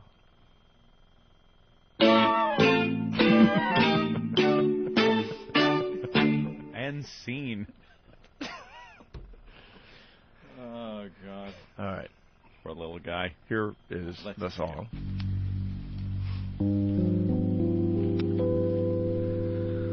Why did you kill me, Mommy? When God made me special for you, I really wanted to see you. Stop whining. Stop whining. And put my Stop it. arms around you. Shut up. Why did you kill me, Mommy? Who is your daddy? Who is your daddy? Who is your daddy? You really killed for me. Stop whining. Stop whining. You lack discipline. What I would have grown up It's not a to tumor. be. It's not a tumor. I'll never know. 'Cause Mommy, you killed me.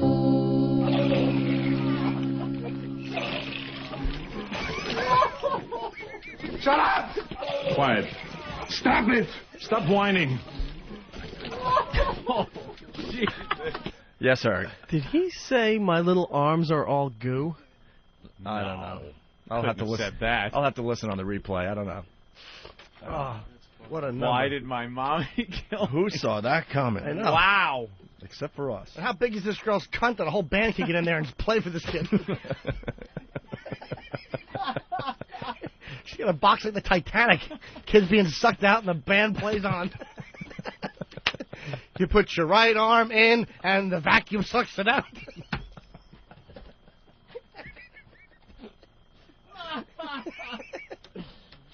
Oh, wow. Thought he was going to be carried out in his little take the baby home clothes, and he's just in a plastic biohazard bag. He's laying next to a Reuben behind a building. Newspapers thrown on him. Little rats eating his fingers. Why did my mommy kill me? What a haunting song. That's wonderful. You're going to have to throw that in my... That's wonderful, that song. I want this in my instant replay. It should be in your iPod. That's phenomenal. That is a great song. The Opie and Anthony Show. The worst of Opie and Anthony. All right, let's go to the phones and say hi to Tom in Philly. Tom, what's going on? Hey guys, how you doing? Pretty good, Tom. I'm going to guess from the sound of things that you and Don Geronimo have a lot in common, Opie. Ramon kills that dog.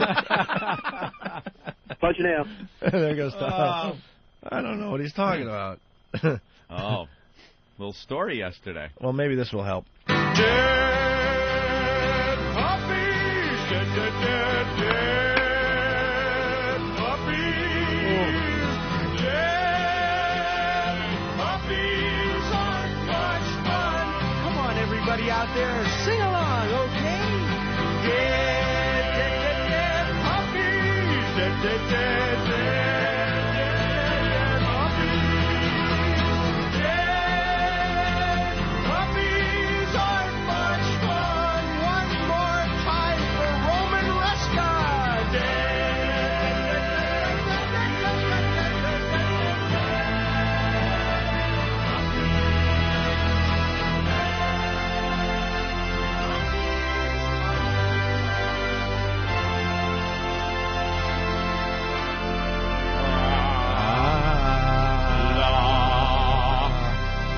That's right. Breaking news out of Washington, D.C. Anthony, you want to take this one? Breaking news. Breaking news. Geronimo backs over dog. We now learn why the Don and Mike show was in rerun mode yesterday on WJFK.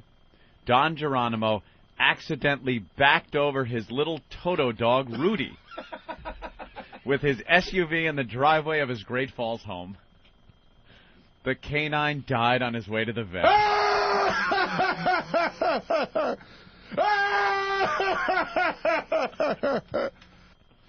On Wednesday's show, Geronimo said he was too emotionally distraught to do Tuesday's show. That's terrific. That's terrific. Now, we're up to our long-distance dedication. And this one is about kids and pets and a situation that we can all understand, whether we have kids or pets or neither. It's from a man in Cincinnati, Ohio, and here's what he writes. Dear Casey, this may seem to be a strange dedication request, but I'm quite sincere, and it'll mean a lot if you play it. Recently, there was a death in our family. He was a little dog named Snuggles, but he was most certainly a part of... Let's start again. From coming out of the record. Play the record, okay? Please. See, when you come out of those up-tempo goddamn numbers, man, it's impossible to make those transitions, and then you got to go into somebody dying. You know, they do this to me all the time. I don't know what the hell they do it for, but goddamn it, if we can't come out of a slow record, I don't understand it. Is Don on the phone? Okay, I want a goddamn concerted effort to come out of a record that isn't a fucking up-tempo record every time I do a goddamn death dedication. Now, make it, and I also want to know what happened to the pictures I was supposed to see this week. This is the last goddamn time I want somebody to use his fucking brain to not come out of a goddamn record that is that's up-tempo, and I got to talk about a fucking dog dying. Sorry, I just had to throw that in there. Is that Don on the phone? Is he on his phone in the SUV? Tell him to pull forward. He just ran over his little dog. And now a letter from a man about bad breath, SUVs, and a dog. Smelly mouth, fat fuck. Anyone else, I would be like, oh, that's a shame. But that guy, that phony, that crock of shit. Oh. Hi, I'm Casey Kasem. And this bloody mess is Rudy. The little crushed dog. The letter's from Don in Great Falls. It reads, Dear Casey, I was hoping I'd run over my bitch wife Frida, but I hit little Rudy. How am I supposed to come out of a goddamn up-tempo number into a hysterical story like Don Geronimo running over his fucking dog?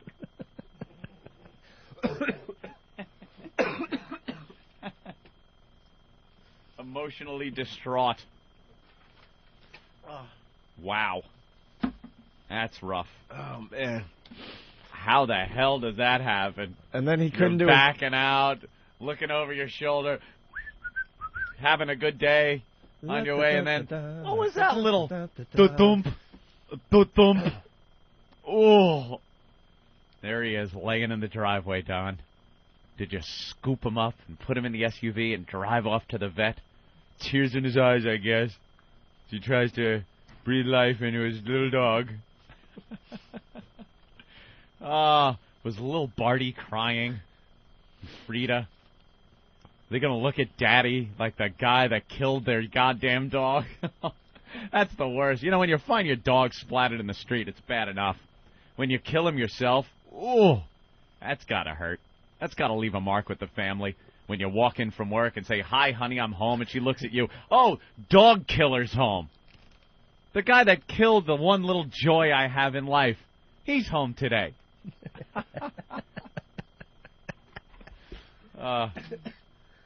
Good. Hey, you get another one. I'm sure you could replace it. Yeah. Just like Mike. If you ran over Mike, he'd do the same thing. Those two hate each other. Hate each other. Man, that's too bad. Yeah. Good luck to you. What's funny, he couldn't do his show, though. He was too distraught. Too distraught. Running over his little dog with an SUV. Ouch. Wonder if it was the driver's side. Probably what killed him. A big gut. Big fat Don on that side of the SUV. Extra weight. Couldn't take it. Fat fuck. Oh. He probably didn't even back over the dog. It smelled his breath and then just killed itself. Keeled over. Remember we used to have to spray the mic sponges and stuff? Yeah, Don and Mike was on the same station as ours back in the day, and they failed miserably. And then when we got fired, they took over for us in a lot of the markets, and they failed in just about all those markets as well, including Philly was the big one. And every once in a while, because they were situated in Washington, they would come up and do their show, from the New York studios, and they'd use the same microphones that Aunt and I would use before us. The smell that would come off my microphone was unbelievable. Yeah. And then it was I guess it's a known fact that he has just horrendous breath. But we had a whole thing we had to do. We had to wash out the mic screens and Lysol the hell out of it. And it was just god awful. Ugh. His breath smelled like a dead dog laying in the driveway, I would gather. Ginny from Jersey saying killing his dog is the funniest thing Don's done in years. That's great. Looks like Boo Boo made a boo boo. Ramon, bring me a shovel. Mm-hmm. And just for the rest of them to have to sit there on the air and watch this fat jackass eulogize his awful animal and not laugh in his face. Ugh. You think they all had to be, fake, being sincere and stuff? Yeah. Hey, I'm sorry. Don, man. That's a wow, shame. that really blows, man. That's I can't terrible. believe that happened. Yeah. Oh, my God. Oh, that's awful. Sorry to hear about your dog. We lost ours a few years ago. Yes, it was tragic for the family. But you gotta move on, Don. That's right. What'd you do, eat it? Jim in Jersey, what's up, Jim? Precious, hope you're feeling better, baby. Oh, thanks, buddy. I think we should all call over to Don today, maybe give him our condolences. Yeah, that would just be the nice thing to do. That's not a bad idea. That would be nice. That would be nice. I'm sure he's hurting real bad today. That's true. The Don and Mike show in Washington. It only happened a couple days ago, so I think today will be the first day he's back on the air. So, my God. Please, someone tape what he has to say about his little doggy. Oh, we would love to hear it. Please, someone tape that and send it in. And can I say to any callers, please, if you call in, just because he's an enemy of the Opie and Anthony show, he's really having a bad day. So be sensitive. Yeah. No off-color remarks about his dog. Of course Please. Be sensitive. I was reading a website that has some stuff from the Don and Mike show about Don running his dog over. Oh, really? Yeah. It has like a little thing of what happened. Somebody's writing it. I don't know who it is, but it says, I apologize. There was no show yesterday. It wasn't a beef with Infinity. It was something awful happened to me yesterday. No, I guess these are Don's words. Yeah. I'm getting ready to leave, and the dogs are running around the car. I shoo them away, and 9 times out of 10, they get away. But this time I started down the driveway, and I hear a thump. That's terrific. That's terrific. And then it goes to some other person, because then it says, Don said he got out of the car, went to the side of the car, and Rudy had been hit. I started freaking out. I'm screaming and crying and running around. Frida came out, and they both took Rudy to the vet. Fortunately, our vet is close, but unfortunately, Rudy had passed away by the time we arrived. Don apologized, but everyone understood. Maybe you'll find this amusing. When I was in the shower, I had no idea that Frida was even close by. I was having a real conversation with God about what happened with Rudy. Oh, my God. I called him a motherfucker, Don said. When he went downstairs, Frida said she heard his conversation with God. I mean, I really gave it to him. Whew. Don and Mike decided to take some calls. Don, my husband, ran over our dog and killed it. I cried for 2 weeks. How's he? Let's just say he had to tell the kids it was the first time I'd ever seen him cry. Mike said, what a wuss. Mike explained that someone had to make the first joke. Of what, their career? Mike just wants to tease this fat asshole, and he can't. Of course he does. Little yappy dog getting smushed. Had a ribbon in its hair, probably. Thump. Yeah. I heard the thump. I had a conversation with God in the shower. God, why do I suck so much? Why? Why did I fail in Philly? Why? Oh, yeah, and why did you make me hit Rudy? Little dog. Yeah, so that's it. He killed his dog and then had a little conversation with God in the shower, which conjures up an even more awful image.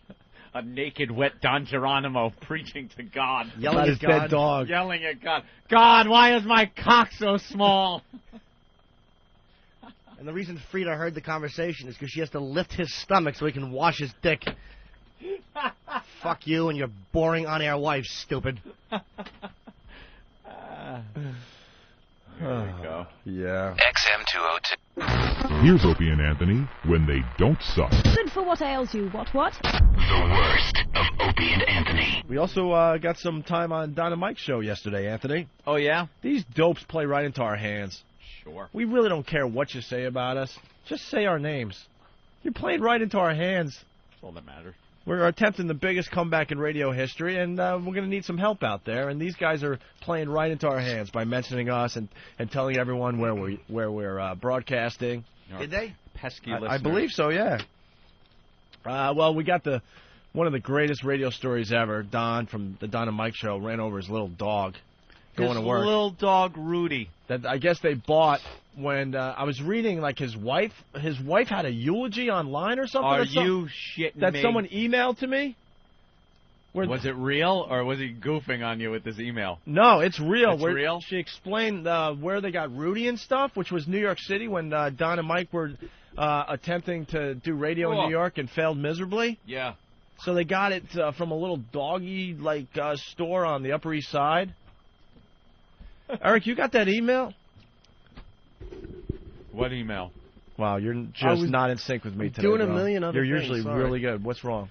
Nothing, just getting a lot of other You're stuff sick done. too, right? Yeah, very. So wait a minute, you're saying that he backed over two things? One was the puppy, and the other tire went over the Arbitron books? 0.7 in New York, you zilch. But he's going to make fun of us. Yeah. Yeah, all right. Hey, hanging out by the skateboard stand. Don from Munaki. Fat, unfunny fuck.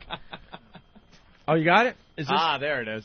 Wow, that is long. Anthony? So How whole much eulogy? And a little picture of the little doggy. Aww. Can I ask, how much attention does his wife need that she always has to be on the air or blogging? Can't you just do your job, cook dinner, and go when Fatso gets home? That's your job. You're not a talented on-air personality, sweetheart. Sorry. Wives, He's a cute little fella, though, the little dog. He was. Wives stink on the radio. Always. Really? You want me to read it?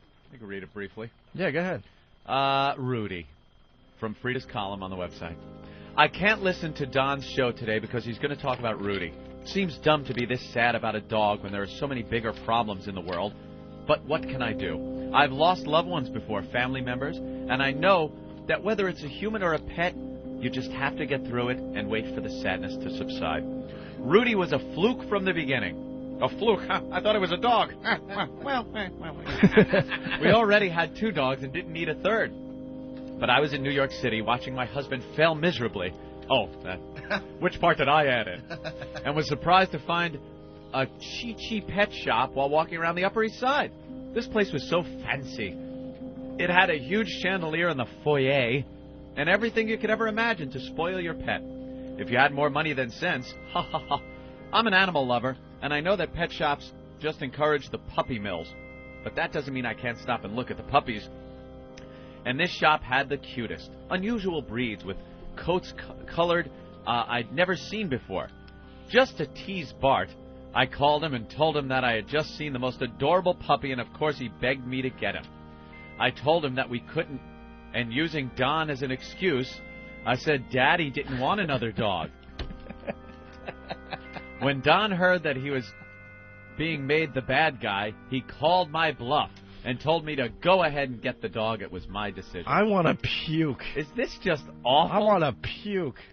You know what dogs she should have bought? Those two that mauled that lawyer in San Francisco? Oh, God. They should have killed her in the doorway. Just attacked her.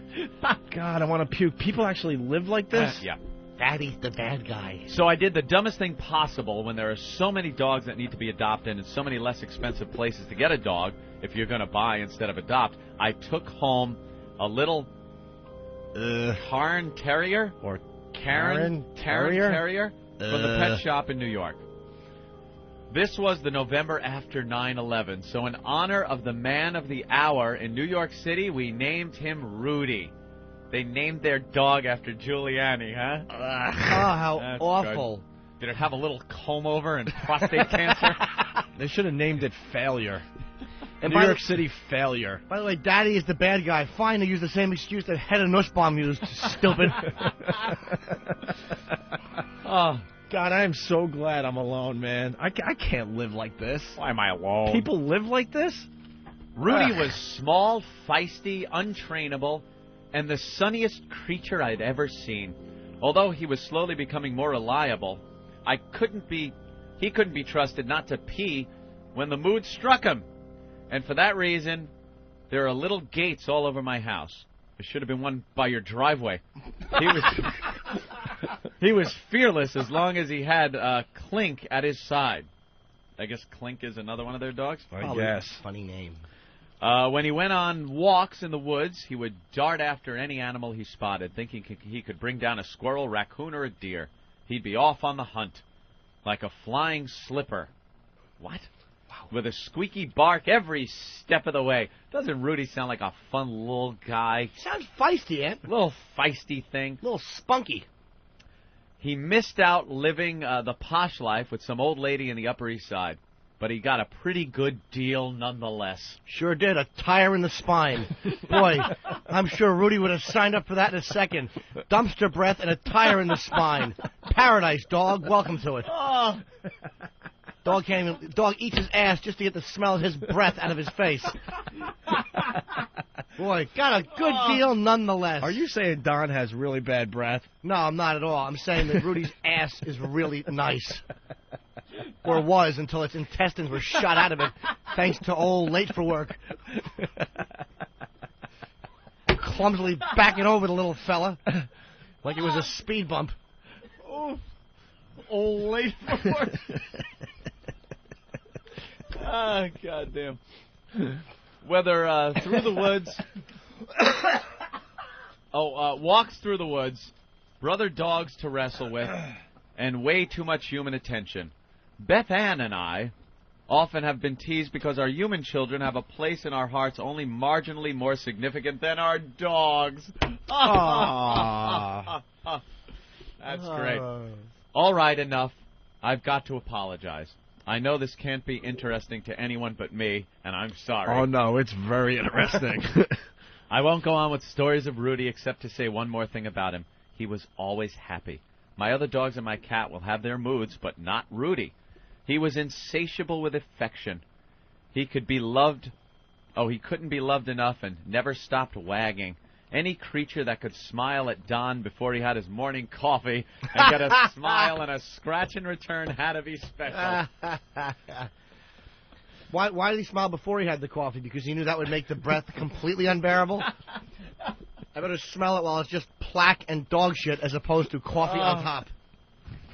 It would be hard not to miss something that made even the crabbiest amongst us smile. But I figure all of our pets, especially Rudy, are just on loan from God. That's terrific. That's terrific. If they're on loan from God, could you at least return them in good condition and not with a broken back and guts hanging out of their mouth and asshole? You product damagers.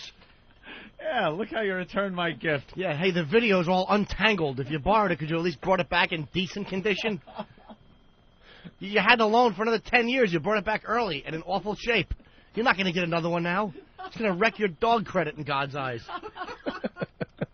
On loan from God, yes. Rudy was a gift for 3 years, and we're lucky to have had him.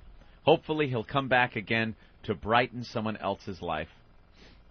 Yeah. And then there's a cute little picture of Rudy. I can't help it. This is my tribute to Rudy. This little dog made us laugh, So in Rudy's memory, I'll put up this link to help other pets in need. And they have a little animal rescue link to the Animal Rescue League. What do you rescue the animals from? Inattentive owners? Don's tire. You know what's funny? By the way, on Whackbag, I don't remember which one of the guys did it, so I can't credit you. But one of the things had the actual photo of Rudy. Yeah. And it had, of course, a tire drawn on with blood all over, and the caption was, "I trusted you, you fat fuck."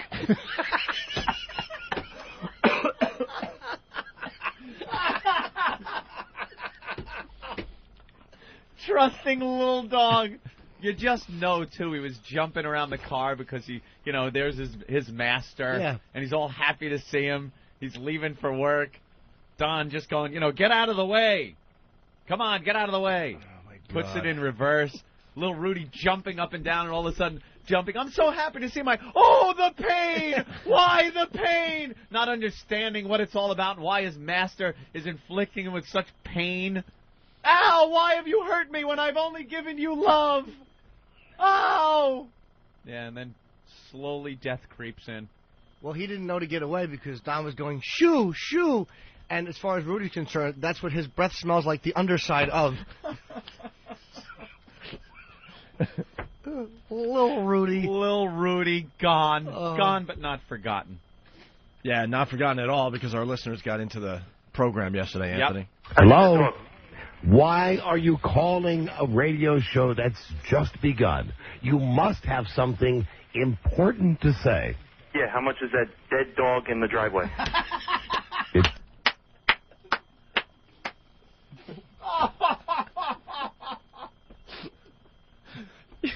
You guys are the biggest assholes out there. Wow, man. what's his screen name? Right to the point guy? Wow.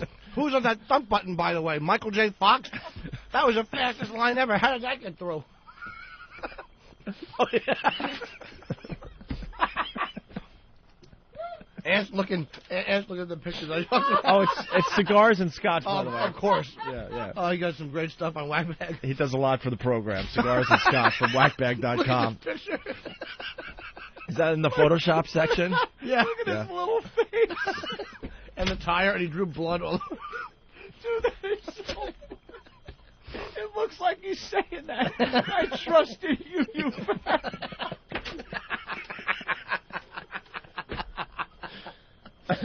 Holy shit. God damn, that is brilliant. He looks all sad.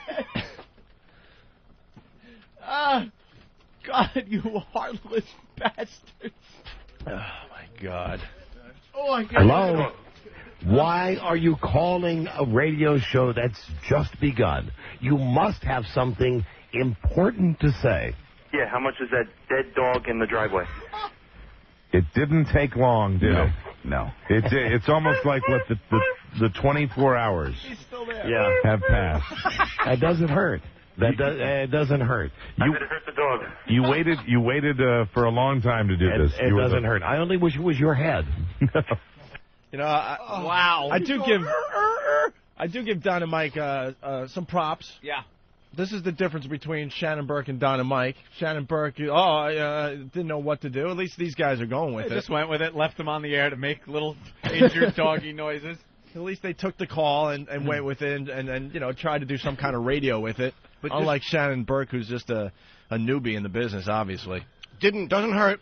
Doesn't hurt. Too bad the Doesn't little hurt. fella couldn't say that when your tire was clumsily crushing him in half. And when you're saying doesn't hurt, know what that translates into?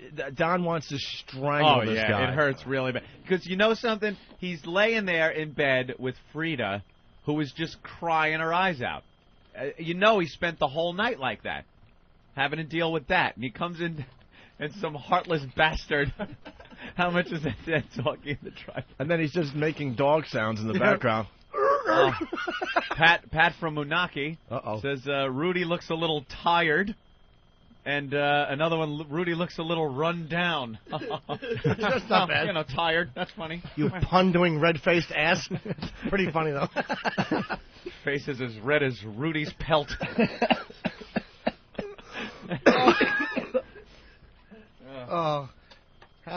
Your little dog is now a shish kebab in some Korean joint in D.C. Right now, some expressionless illegal is fucking munching down on his mid-thigh and calf. Shoving it in his mouth with those chopsticks. Die! But then again, I could have been riding a tricycle to squash your head. Squished it. Well, you're very funny. You're a very funny man. Hilarious. Thanks for thinking. Is there anything else we can do for you? Oh, and they suck. What? Well, he's right about that. He's right about that. Yeah. He's right about that. That's Mike, but Mike doesn't really believe that. We know that. Yeah. We have a picture of Mike wearing an Opie and Anthony T-shirt, so, yeah. I mean, stop. I don't think I have any Don and Mike shirts. No, I don't think we've ever worn a Don and Mike shirt, but Mike has worn Opie and Anthony T-shirts. I think there's a picture of him on a boat or something. Yeah. With an Opie and Anthony T-shirt. But he has to agree with Don. Did he hit a dolphin? What was that? That was that type. That type. I get that little. There we are. See? Sometimes How are you? Yes, sometimes I'm just wondering who's calling before we actually start. See, because that call was answered technically, if you're listening to the show, before you even heard it, because we're on such a delay. It's like we're on a minute and a half ridiculous delay. And for whatever reason, after a call like that, I'm always tempted to go, Red Sox Nation. Thank you. Seems appropriate. Thank you very much. Okay. Hello, Don and Mike show. You go back for more. I'll try one more. All right. Hello. Broken. Hello. What happened? Did you break your chair? I'm having a bad furniture day. Hello? Why are you having a bad furniture day? You're trying to build a ramp that a dog could hide under? You animal killer? No, that was Mike, I think, having a bad furniture day. There's just one fat pig with two interchangeable heads. What, did Don roll his chair over his foot? Bad furniture day. Oh, well. Ow, get off my foot, Don. Most guys that do radio are just really fat guys. Yeah. I have just a really quick dumb story. And when I was just starting out in the business, I was working in Rochester. The biz. And, the studio was really, really nice. And we had these really, really nice, chairs and stools. And we had a guy that had one of the best voices in radio history working. I don't want to give his name away because he actually is a really nice guy. But he weighed about 400 to 500 pounds easily, and he was breaking all the chairs in the studio. Really? So one of my jobs, because I was just a plebe back then, was he was a weekend jock. On Friday after my shift, I was doing late night Fridays or whatever. I had to hide all the chairs. Hide all the chairs in the closet. Or you break them? And lock the closet door because it was getting expensive because he was breaking chairs almost every weekend. He was that fat. Oh, bad furniture day. So when he said bad furniture day, it just brought back a quick memory. But... Hello? What? What is this? What is this? What have you just handed me? That's the guy who just called. Oh, the guy that just called? Oh, great. Hold on. I'll call him back. Oh, good. Is your chair okay? Yeah. It doesn't seem like fun. It was just a momentary glitch. But I'm a professional. It's a shame that chair isn't made of Look it up in the book.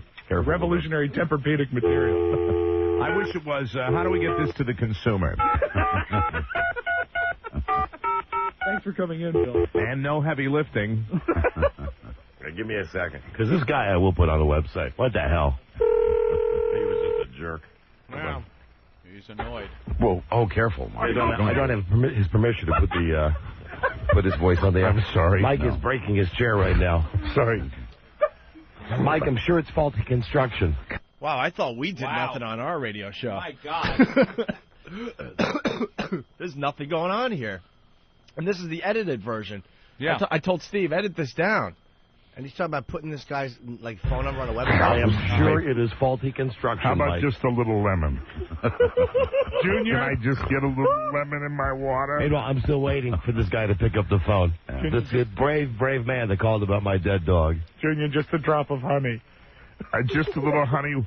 Why are the cabinets locked, Junior? Yeah, hey, Paul. Hold on, I'm going to leave him a message. Okay. Really great. Uh-oh. Okay, hold on. This should be good. It's going to leave a message. All right, where we go? Hey, Paul. Hey, Paul. Hey, Paul, it's Don from Don and Mike. Remember that funny call that you made right at the beginning of the show about my dead dog? Hey, guess what, Paul? www.donandmikewebsite.com in the daily recap, I'm going to put your phone number there because the internet is the wild, wild west. And then everybody can call you and tell you how funny you were. Yeah.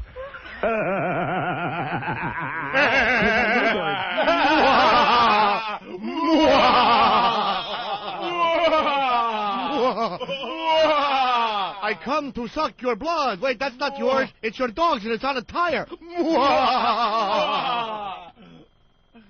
Great. Nice Dr. Evil laugh.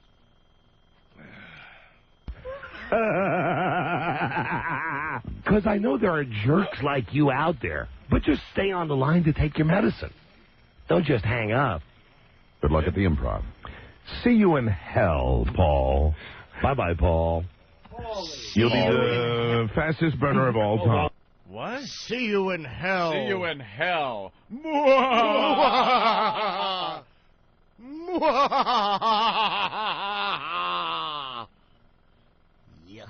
Paul. You'll be the fastest burner of all time. Of all time. Of all time. Well, see, I was not prepared for that. No one was. 2 days ago. Yeah. Today, count me prepared. You're not. What is this? Really? Oh, God, I hope that was the right number. He's prepared 2 days later. He got over his dead dog quickly, huh? Yeah. 2 days? You murdered a loved family pet and you're over it 2 days later? Well, you're a sport. Wow. You killed it. You see how hurt his wife is by reading, her whole thing. And I'm sorry. She knows who did it. She's got to look at him and go, oh, here comes the guy that killed my little Rudy. Ooh, that's going to leave a mark. And Don was wondering why Kevin Dillon was there going, you see that head come apart? That's the way the dog barks. Do it for Rudy and Sal. Well, there's more. There's more. I think he starts taking shots at us finally. Right. Hello, Rocco. I am on the Baltimore National Pike at Circuit City, right near the Westview Mall. I'm in a 2004 Nissan Altima. Hold on a second. Baltimore National Pike. How much you weigh? City. How much you weigh, dude? How much I weigh? I weigh 285. I'm about 5'10". 5'10". Okay, that'll work. In an Altima. And you're on the Baltimore National Pike where exactly? At Circuit City on my way to visit my buddy Chester, who has a bit of a liver problem. All right, hold on a second.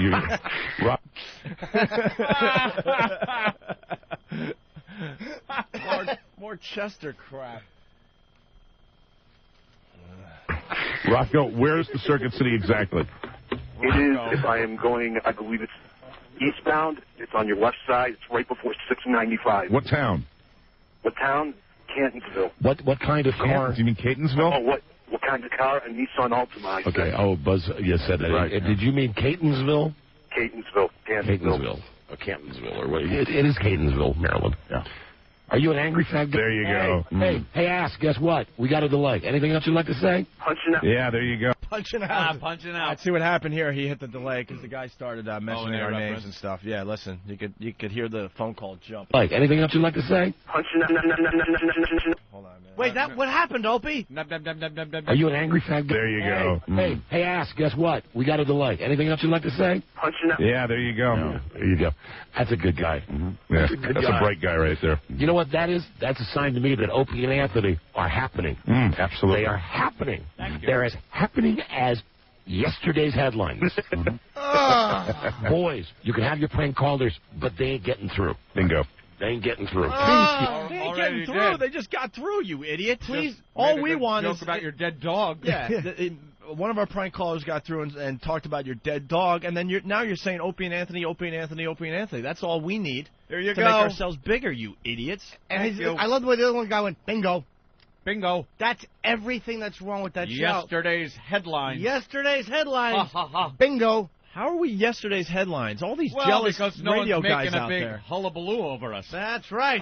Yesterday's headlines, we were just on CBS Sunday Morning. It doesn't get bigger than that. I don't know about that, and you can take that to the bank. That's right. Why don't you Google our names in news every day? There's at least one or two things popping up with our names on it. Well, yesterday's news. Are you insane? Bingo. Yesterday's headlines. No. Why are you lying to your audience? We've gotten huge Bingo. press with our move to satellite radio. Bingo. I think he said bingo because bingo was his name. Oh, bingo was also a little dog. B-I-N-G-O. B-I-N-G-O. My wife is fucking crying again. Was his name? Oh. That was awful. It was bad. But I Getting couldn't through. think of anything Bingo. else. They ain't getting through. Thank you. And keep raising the rates. Yes. For XM. Keep raising the rates so that your show will get out there. So that maybe 25 more people will be able to hear it. Very excited. We have 25 listeners. No, 25 already? The other day we had 3, so we're doing well. We're going up, up, up. And all your listeners are in Philly. You remember Philly, you fat fucks? You were left naked and alone. O&A were off the air, and you still got booted out of Philly. Yes. Bombed. For being yesterday's news, he knows exactly what's going on with us with satellite radio. Mm-hmm. We're getting knocked off the premium because it's a smart business move. Don't you get it? He gets it. Yeah, raise the rates again. What? Huh? What? No, they shouldn't raise the rates. It should be free so you can hear 30 minutes of commercials and unfunny banter like you do on that program. Right. Awful. Show will get out there. So that maybe 25 more people will be able to hear it. Very exciting. Yeah. And unlike me, see, I'm locked into that good rate for 2 years. Unfortunately, that means I won't be able to hear the magic of O&A. See, he's admitting he has XM satellite radio. He's locked into a rate. Right. He thinks if you're locked into a rate that you won't have our program on the platform. We'll be readily available to everybody on the platform. It doesn't matter when you signed up, what kind of rate you have. Everyone will be able to listen to our show if they choose to. Fat dope. He's admitting that he listens to XM Satellite. Of course he does. For being yesterday's news, you know exactly what we're up to, and you have the service. Right, what a shame. Yeah. The guys that are revolutionizing satellite radio. You can pay extra and get them if you want. Boy, oh boy. They keep knocking on our door. Hey, Don and Mike, satellite radio. We're here with a truck full of money. Come on over. Yeah, come on now. Yeah, it's happening. Really? Very exciting opportunity. We say no. Jesus, that was not even a real fat guy. It was a guy just getting a plug-in for a satellite radio. That was 2 hinky fat guys in a row. All right, they have not said no to satellite radio. No one's making offers. No one has made offers to you, you fat fuck. You've done nothing but bomb in major markets, dude. You bombed in New York and Philly, 2 of the biggest markets in the country. You got kicked out of both. Don and Mike work for the same company as Howard Stern. Everyone knows Howard Stern is leaving, terrestrial radio at the end of the year. Uh-huh. And, Infinity's scrambling, trying to figure out who's going to replace Howard. They're desperate. And Don and Mike, if they had an actual show, they would be the obvious choice. Yep. They would be the obvious choice, but they're not gonna throw Don and Mike in a lot of markets. They might throw them in 1 or 2. That's about it. Maybe. They might move them down to mornings in Washington where they do very, very well in the ratings, but they failed everywhere else. They failed in New York. They failed in Philly. Those are huge markets. Mm-hmm. They're not gonna be in Boston when Howard leaves BCN. They're not gonna be in any of those big markets. Joe Hollander from Infinity Broadcasting, little known fact, he's been talking to Anthony and I, but they can't figure it out. And the other day in the press, he's saying that he's probably just going to go with a lot of local shows in all these markets. So who's the failure? Ouch. You should have been the heir apparent, and you failed miserably. Howard is leaving, and they're not moving you up. And you have to look at your fat face in the mirror every morning and realize that. So say what you want. You think if they would have succeeded in Philly, they might have had a shot. They would have been proven as a stronger and a big market. Or New York, or any of the other many markets they were in that they just bombed. And I love these people that keep downplaying satellite radio. Oh, we're here. And it's going to get bigger and bigger and bigger. As much as we ate Howard, I mean, Howard going to satellite is a huge move, obviously. Ant and I, we're no slacks ourselves. We've gotten a lot of press over the last 5-6 years. Us being on satellite radio is a huge thing as well. And all these people are in denial out there. It's going to take over the whole fucking business. These babies are all scrambling to regulate it because you've destroyed commercial radio, and now you're crying about it. They want it regulated because they know they're going to be screwed. It's happening. If your product is good, why do you have to worry about what this product's doing? Oh, gosh. And we know all the people they're contacting at XM. And quite frankly, we knew all the people that they were contacting at the Little Doggy Company, too, when we were, quote, in bed with those guys for a while. Don and Mike's names have never come up as far as going to satellite radio. Please. Hi, Don and Mike. We may be this close to being able to make stuff invisible. Cool. They're working on a cloaking device at the University of Pennsylvania, or as the guys with the pocket protectors like to call it, the plasmonic cover. Yeah, you're serious? I'm serious now. You know how you make yourself invisible? How? Go to XM. Bingo. Thank you. The technology that we're talking about here reflects Thank light. you, fans. Light. Bravo, Don. Thank you, Good money job. fans. Thank you, money Bravo, fans. winner. Home run. Huzzah, bully! Bully! This invisibility. You know how easy it is to get under this guy's skin? Oh. You want to know how else you make yourself invisible? Lie on the driveway at Don Geronimo's house. Bravo! Huzzah, Jimmy! Do we have Huzzah, Jimmy! Can I ring the bell? Bravo! Bravo! Oh! You're saying little Rudy was invisible when Don crushed him. That's crushed right. the little lovable life out of him. You late, selfish, fat pig. You killed the one happy thing in that home. And it gets to you, and you know it gets to you. That day he called your radio show. He's a name in radio, and he called this show on NEW just because he couldn't Do we take have being that? shit on. Do we have the call? Couldn't take it. He couldn't take it, so he called me on the hotline, and he was trying to say how we're failing miserably when we were syndicated to Washington, and so I kept asking him, "Are we number one in afternoons? Are we number one in afternoons?" And he goes, "Well, yeah, you are, but." And I just hung up on him. Like, thank you, you idiot. He was so He desperate. played right into our hands. Why would you call another show and put yourself in that position? Why? You can't win. Yep. So. Dope. Well, he helped us out yesterday.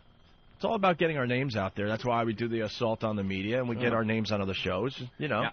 And the press does its job by mentioning us in every satellite radio article. That's right. Keep thinking that XM and satellite radio is going nowhere, you idiots. You think Don really looks out his windows and stuff and around his vehicle before he leaves now? Imagine if he killed another one of his dog. It must take him like 10 minutes just to get out of the driveway now. We know the guy a little bit. He's so self-important. That guy saw dogs running all over his driveway and his front yard, and he just pulled out. Because it's all about him. I trusted you, you fat. He probably now gets one of those mirrors with a stick that they use to check for bombs when you're driving into an airport. Checks the wheel wells. Make sure there's no little fellas. All right. Then he had to probably, console his wife as she's crying on his shoulder. You know, he's still consoling. He's still consoling, and that's why that caller really got to him. Because he knows how upset his wife is about this whole thing. She'll always deep down resent him for it because he's a clumsy, self-centered ass. I can't listen to Don's show today because he's going to talk about Rudy. Maybe you can't listen to it because he's the guy that killed your little Rudy. And if Don was a smart radio guy, he would realize that you have completely wrecked his radio show by being involved in it. Hi, boo-boo. Ugh. Yeah, I think Kingston did do that to Don's wife. Boo-boo. Ouch. I'm almost positive, yeah. Boo-boo. Hey, what's up, buddy? Hey, good morning, guys. How are you? Good morning, Sugar Tits. Hi, Angel Face. Just wanted to point out that when Don was busy cursing out the first caller, at the end, Mike was actually saying, "See you at the Improv." I don't know if it was a Jimmy reference, but if you rewind the tape, you'll be able to hear that. All right. Opie, did you Punch it out. Thanks. Were you able to get in a time machine and go back to the AAF days and just make that phone call from back in time? Because I could swear that was you from that "Hi, Mom, I got caught jerking off at work" call. I got a better one. It sounded like Dan Aykroyd in Caddyshack 2. One of the worst film characters ever. Can you suck the poison out? That was the worst. He was pretty quirky, though, Aykroyd. No, he stunk. Quirky. The Opie and Anthony Show. The worst of Opie and Anthony. Well, we have Diary of a Dead Dog, but I think we need to explain this. Because maybe people didn't hear Diary of an Unborn Child. Diary of an Unborn Child. And then maybe people didn't hear about the Don and Mike thing. Yeah. Well, Don and Mike, who was Don's dog, he ran it over in the driveway. Ran over little Rudy and killed him. Little Rudy. Arf, arf! And he was a little distraught about that. He had to take a day off from work. Yeah. And his wife wrote some kind of eulogy on the website about tribute. How much the dog meant to them and stuff like that, and it was just awful. And Don killed it, just ran it over. Nice. And then there was a Diary of an Unborn Child, which was this I don't know, monologue from this unborn child, a fetus in the womb. It's some people saying the funniest thing we've done since coming to XM Satellite Radio, and that bit is up on opieandanthony.com and foundrymusic.com in case you missed it. This little childlike voice talking about how it's growing in the womb and how it can't wait to come out and see its mommy and see the world. It says as an example, says something like, September 15th, my fingernails are growing, and gives like a little blow-by-blow description of a child growing in the womb, waiting to come out and meet its loving mommy, and it turns out just short of reaching its, I guess, 3rd or 4th month or something like that. The mommy has an abortion, and the little child inside just says, today, Mommy killed me. Right. Comes out of the blue. And then sings some morbid song about how Mommy killed me. It's fantastic. It's an amazing, amazing bit that we did last week on the show. But I guess somebody took both of those ideas, like peanut butter and chocolate, and put them together and made something more gooder. Yeah, this is called Diary of a Dead Dog. In honor of Don, whose real name is Mike. Yeah. In honor of Mike running over his little pet. Yeah. As he was leaving his driveway. August 2002. I'm a cute little puppy in a pet store on the Upper East Side of New York. I'm a Cairn Terrier, and boy am I cute. September 2002. I can't wait for a family to take me home. Look at this lady. I hope it's not her. She looks like a real twat. Christmas 2002. That fucking twat brought me home, and it sucks here. I keep hearing 2 words, career and failure. February 2003. It's Valentine's Day, and the fat fuck named Mike still hasn't brushed his teeth. I think I'll shit on his pillow. September 2003. I hate it here. I've been here for 7 dog years. Nothing works here. The mouthwash doesn't work. Thanksgiving 2003. I'd rather lick my ass than kiss Mike. Did I mention they named me Rudy after the mayor of New York? These people are dumber than the ball I chase. March 2004. That cunt had my ball sack cut off. October 2004. I despise these freaks. I just ass-fucked Clink. That'll teach him to eat my kibble. February 2005. I'm running away. They'll never find me, and I'll be happy with a family that doesn't suck ass. March 2005.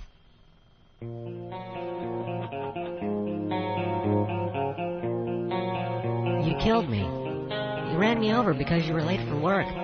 You'll burn in hell. I trusted you, you fat fuck. I trusted you, you fat fuck. Oh, very funny. Bravo. Whoever sent that in. Fantastic.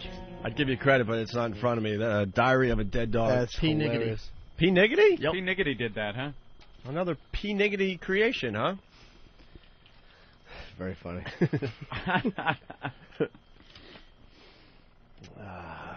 Nothing worse here. The mouthwash doesn't work. The worst of Opie and Anthony. You didn't wake up like Ben today. Ben isn't in today.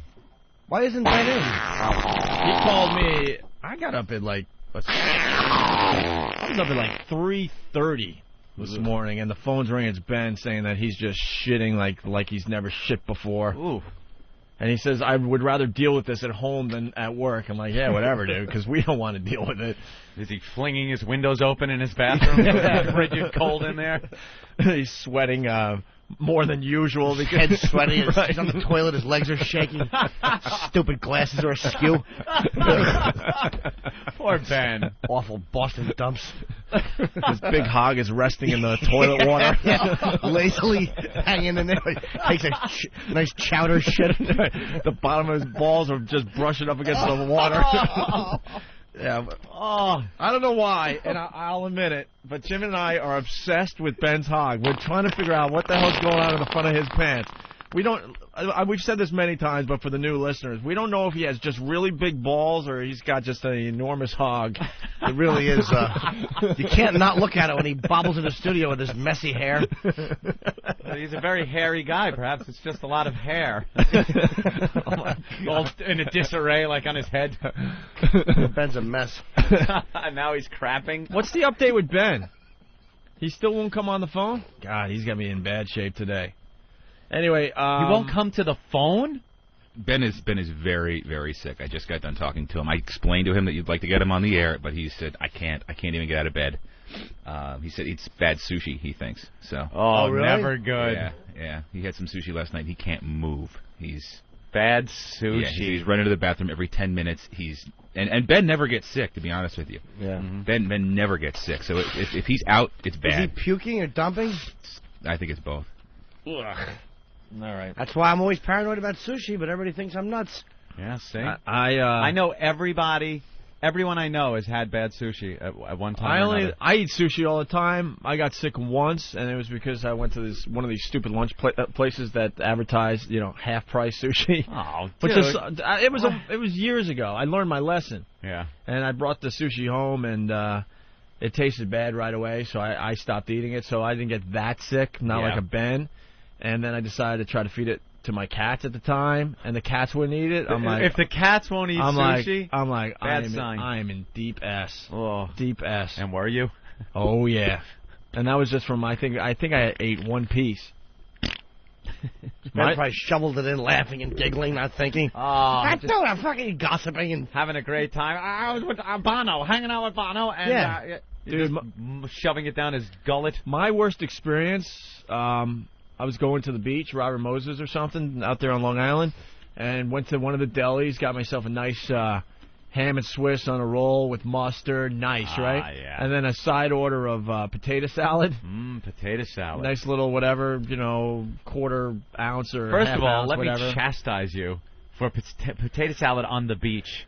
Well, that's what I'm getting at. You don't take it to the beach. Took it to the beach. I remember it was about 100 degrees. Yeah, nice baking in the sun, mayonnaise, egg. Maybe an hour or two later, I finally decide to get to my potato salad.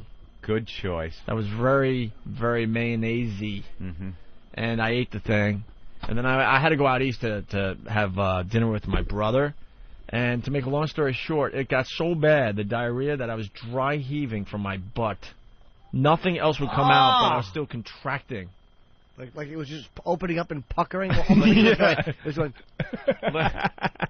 Look like a horse after they're done. When a horse is finished, but it's still like the muscles are still going. It must have been so bad that my body was saying, "Look, we don't know what's still left in here, but we're going to still try to get it out." You don't think Ben has the flu, do you? I don't think so. He probably just ate bad sushi. Oh, there you go. Something to be paranoid about. Great. I'm just making sure. Looks like Grandma's lips. Come kiss Grandma. All right. Poor Ben. I feel bad for the little messy-haired little guy. Little awful body. Little fella. Well, let's get into some show stuff. Glasses all askew, fogging up from the heat coming off of his body. He's got a bucket in his lap. Puking and shitting at the same time. That's a tough thing to do. Yeah. You don't know where to go. You flip around. Do you get the garbage bucket and sit there? Or do you... You ever puke and shit at the same time? No. Well, same thing happened with the potato salad. I know some people that Toilet, thank God, right next to the sink, because how else do you figure that one out? I've heard stories of people that go to woof, they go into the toilet, and it shoots out on the wall behind them. It's a hysterical image, but I wouldn't want to be there. You just brought back a memory, man.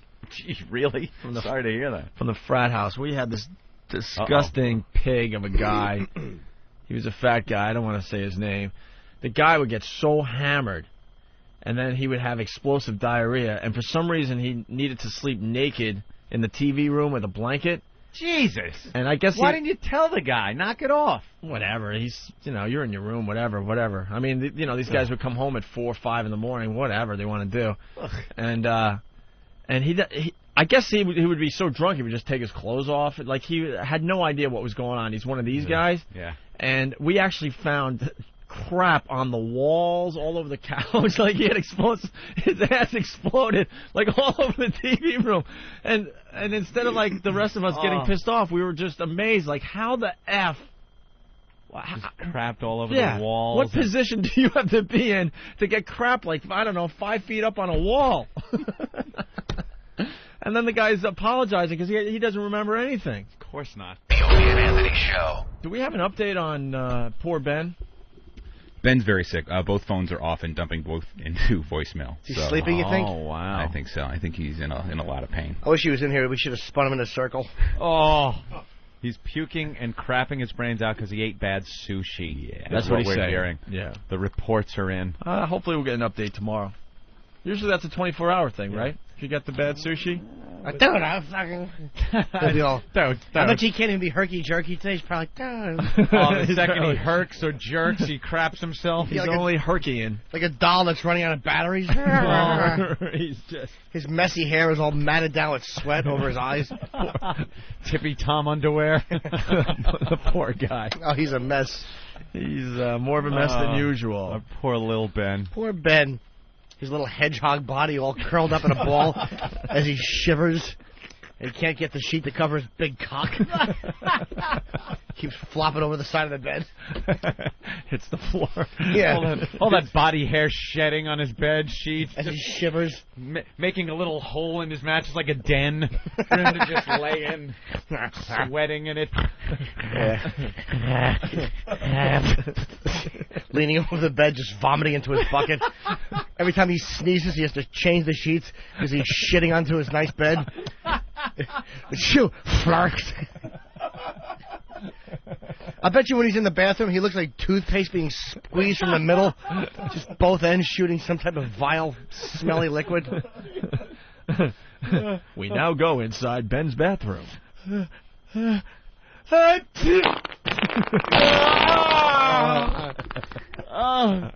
God bless me, dude.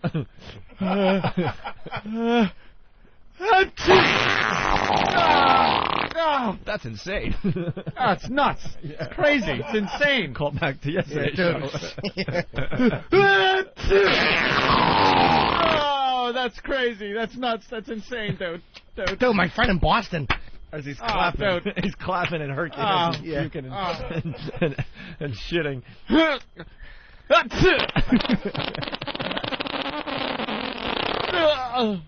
Go Sox.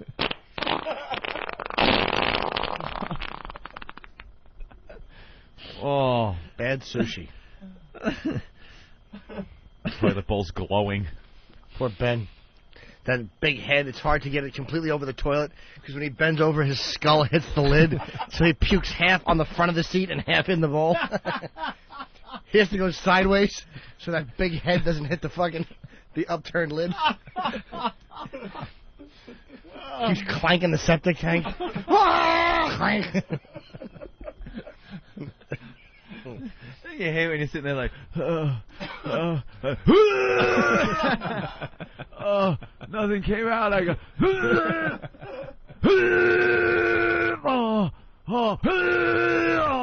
and you prepare for your abs to hurt. Oh, and it just is aching. That poor Ben. He's been wiping his ass since 4 o'clock in the morning. It probably feels like a nice raw, like he rubbed a piece of a potato chip in between, like a sour cream and onion potato chip in between his tender ass cheeks. It's all red and sore. First time his abs have felt any kind of workout. Yeah. He's going to come in with a six-pack of abs tomorrow. All buff, little short arms. That's a disaster. That's why he can't comb his hair. His arms are too short. That poor guy's at home suffering. Yeah, poor little T-Rex body. Can't even... Tries to comb it, but he's herking and jerking, so his hair goes all over the place. He probably wipes his ass by rubbing on the rug like a dog does. It's called scooting. He scoot on the rug. Oh, dude. Yeah, poor guy. Liquidy, awful dump. Oh, it's just a bad day for him at I'd like to see that guy from Pennsylvania giving it to Ben in his dumper while he's puking. He can't even shit. He's so filled to the rim with shame. He's being brutally raped on the radio. Oh. Wow.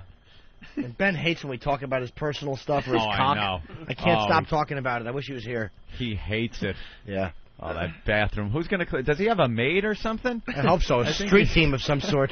A street team. Looks like he threw a yoo-hoo into the ceiling fan.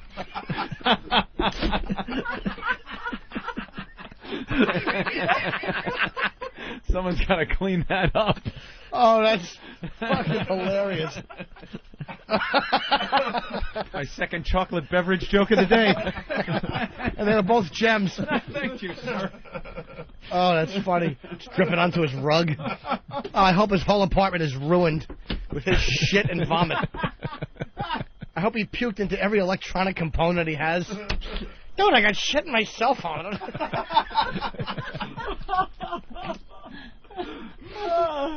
That poor guy. The only thing that would make me happier is if I could lift up his sheet and cut one of my vile farts and then watch his sweaty forehead be too sick to get up and just vomit. Spray Lysol. He can't do anything. He's going to puke like the Exorcist. Just lay there and vomit pea soup into your pillow. Powerless. Oh, the poor son of a bitch. That's awful. Steve, any... Just talked to Ben. He's on his way to the doctor, I believe. Oh, is he listening? He's listening. He said, "Is it you that keeps trying to call me? Knock it off." Is he feeling a little bit better?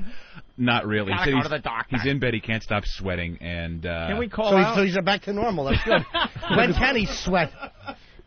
He's one of those guys that would like be the polar swimmers who would sweat when he gets out of the little hole in the ice. Yeah. Who's that guy ice fishing naked, sweating?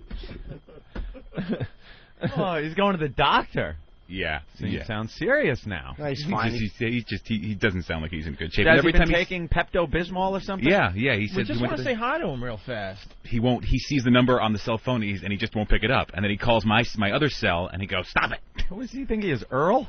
Yeah. Is that phone etiquette? Oh, God, is that funny? I wanted them to hold the phone by the bowl while he was releasing. That's what I want to hear. Definitely. That's what you Ben do. isn't that kind of guy, though. Not at all. He doesn't like. He's very embarrassed. He's by very his private about bodily his functions. Bodily functions. I remember when we were doing dump stories. He was very uncomfortable. Very uncomfortable. He opens the door in the or the window in the bathroom here and freezes everybody out. I'll bet you when he was a kid he was known as Big Duties Ben. Like, I'll bet you in kindergarten he clogged a couple of toilets, or he stood up and had the type of logs that were poking up through the seat, and the other boys and girls noticed, "Hey, it's Big Duties Ben." Stuck with him and gave him a complex. That's why he sweats so much. He's always nervous that they're going to stick up and give him away. They're going to think of my little name that they gave me and taunt me with it. Big Duties Ben. Carlos from Long Island. Ben's a-hole looks like the back of the Batmobile. That's good. The worst of Opie and Anthony. The worst of Opie and Anthony. Lo más mal de Opie and Anthony en XM202. I thought I had a cute little story to start the show today, but Jimmy trumped me. Oh. What was your story? I'm sure your story's cute and nice. Is it similar? Well, I got action, too. I called Anthony. I had him laughing so freaking hard. Well, action. I told you that on Friday that, I finally had to go to the doctor for this.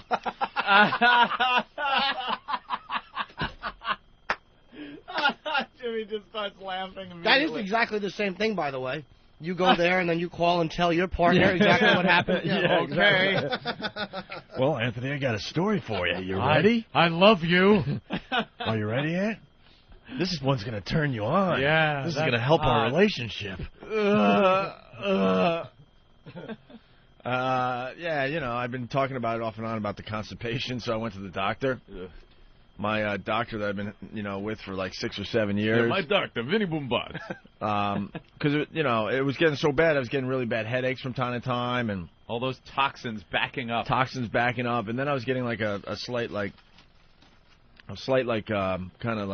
heartburn. Yeah. Type of thing. And that's what made me really nervous. So I went to the doctor. He hooked me up to an EKG immediately. I'm like, dude, just, make sure the EKG's cool, which it was. You're just backing up. Yeah, backing up bad. I'm going in for a full physical in 2 weeks, but all the symptoms were, yeah, you're just really constipated, because he's asking me. I'm like, dude, sometimes I go 2-3 days without even going. And he's like, that's what's going on, man. And then he felt around my abdomen and stuff. He's like, wow, man, you got a lot in there. Big Adobe factory. Oh, yeah. So I was very relieved that we were able to figure it out. Very relieved. He's like, yeah, the headaches are from the toxins building up most likely. But he did a couple of little tests just to make sure on that. And then he checked the EKG for the heart. He's like, yeah, your heart looks really good. And then, he's feeling around the abdomen. He's like, yeah, you're right. You diagnosed yourself perfectly. I'm like, I'm all relieved, right? And then he's like, you need to start taking some Metamucil or whatever. and then something called a softener. Oh, it's just, God. It's called a softener. Softener. He doesn't believe in laxatives, but he believes in these softeners. Softener. Because he was asking me, what kind of when I do go, how bad it is. I'm like, dude, it's like concrete. It's thin. Oh. It's just awful, He goes, oh, you need softeners. Here's the 3 I recommend, right? You don't want Haagen-Dazs in the freezer for a week. You want Carvel soft serve. Right. So then I get up off his little, table / whatever you call that, the examining freaking thing. Yeah. And I'm all relieved, and I'm pretty much getting ready to head out the door. And he goes, but I just want to make sure. Oh, no. Oh. I thought I was, home free. I thought I was home free, man. I'm like, what do you mean? Like the hostage. You go home today.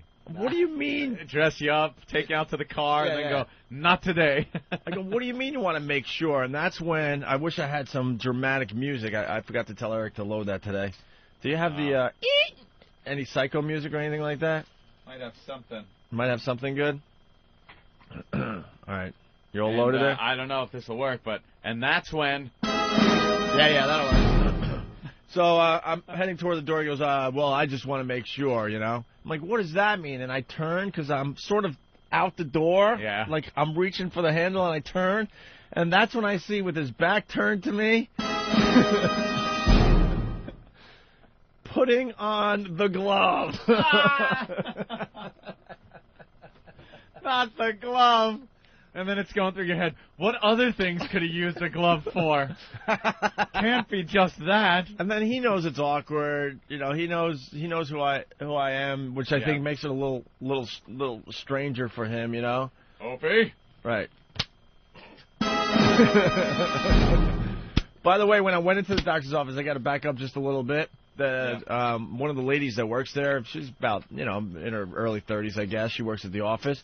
She can't believe I'm there. She's freaking out. Oh, my God. Fan of the show. I listen to you and Anthony every morning. And I'm like, so you were listening this morning? She goes, yes. And I'm like, so I'm here because I can't crap. She's like, yes. And I'm like, oh, this is just great, So then he's reaching for the glove, and he can't even look at me. He's like... Of course not. He's like, that's what he's got to do. All right, just drop your pants. I'm like, Doc, no way. I go, I'm going to have to talk about this on the air. He goes, you better not. I'm like, I have to. You kidding me? Oof. So he's like, drop your jeans and your drop 'em. Your undies. And then he goes, all right, lean forward. No. Dude, I can't even look him in the eye. I'm like, lean forward. I understand, because I can't even look you in the eye when you're saying this. He goes, lean forward, lean on your elbows, and take a deep breath.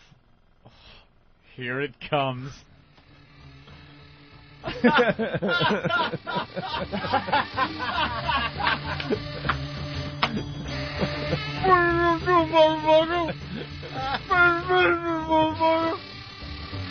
Oh, no. Yeah. Oh, God damn, that's bad.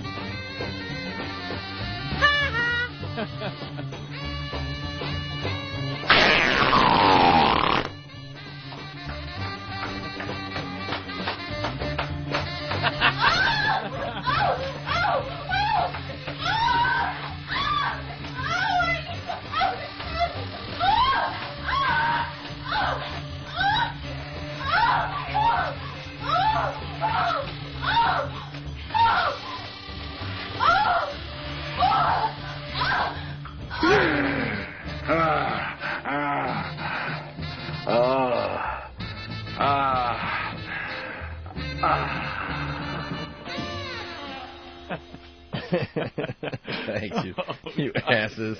So please continue with this testimony from the Kobe trial. So then when last we left you, you were bent over, taking a deep breath. And so I lean over on my elbows, and I guess I'm in the position. I guess I'm in the ideal position.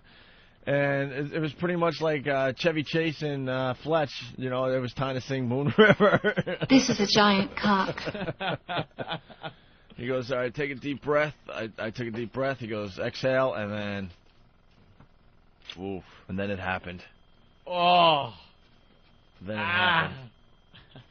And then he has to do, I'm sure, the old doctor joke when he was done. He goes, I hope I didn't change your lifestyle. And I'm like, oh, God. And then, he goes, all clear. I'm like, oh, gee, thanks. All clear. And then I pull up my jeans. All queer. And all of a sudden now he has his back turned to me again, and he's washing off in the sink and taking off the glove. And I felt like such an idiot. Because you just stand there by yourself. Now you got to lean over and clean the load off your shoe by yourself. I was worried about all that crap. I didn't feel any of that because I've heard rumors about that shit, right? Oh, prostate? Yeah, you get the prostate tickle a little, and you're dumping. Oh God! Not dumping. You're dumping a load. But I was relieved that none of that was going on. I'm like, all right, whew. That would be perfect. I got audio of the moment. Oh.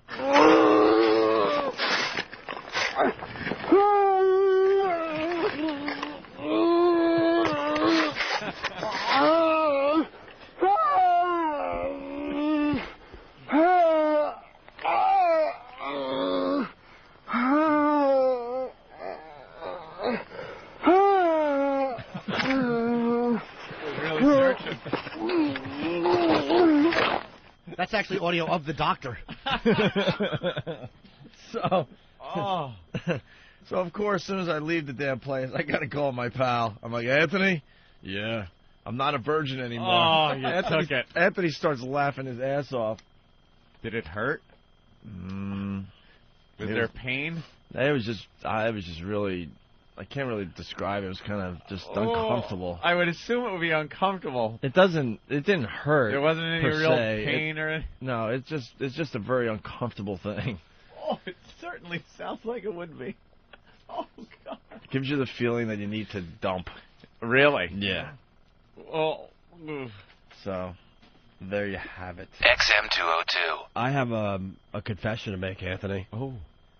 My ass is starting to get violated. Look, one time I have a confession. Look, one time I understand. It happens to everybody. But this is becoming ridiculous. Effing ridiculous.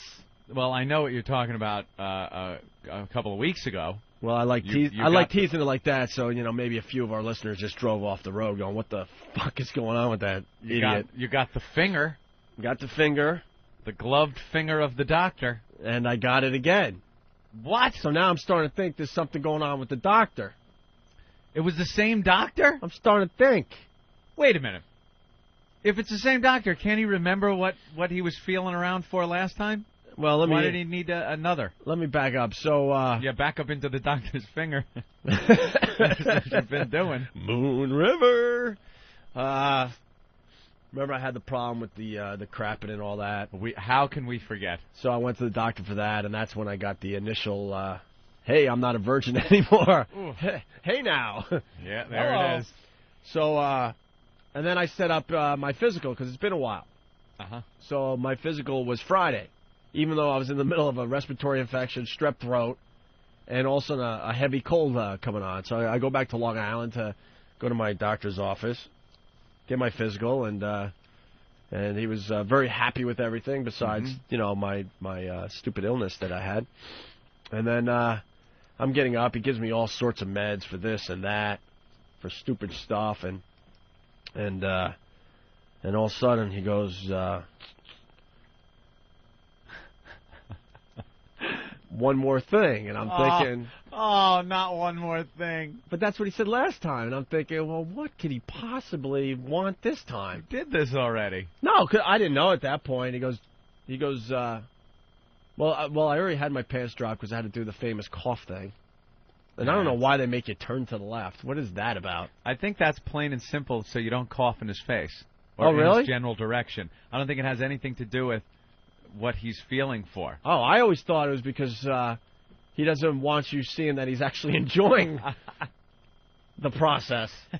That's what I always thought as a kid. Really? They, make sure there's no eye contact whatsoever because it's such an awkward situation. Guy drops his pants, has to turn to a left. What, the doctor, has two fingers, and then you cough to make sure you don't have a hernia or something? He takes that old two fingers and puts them under your ball bag. Right. And then you cough. Right. And somehow he's feeling if something is, pulling wrong or something.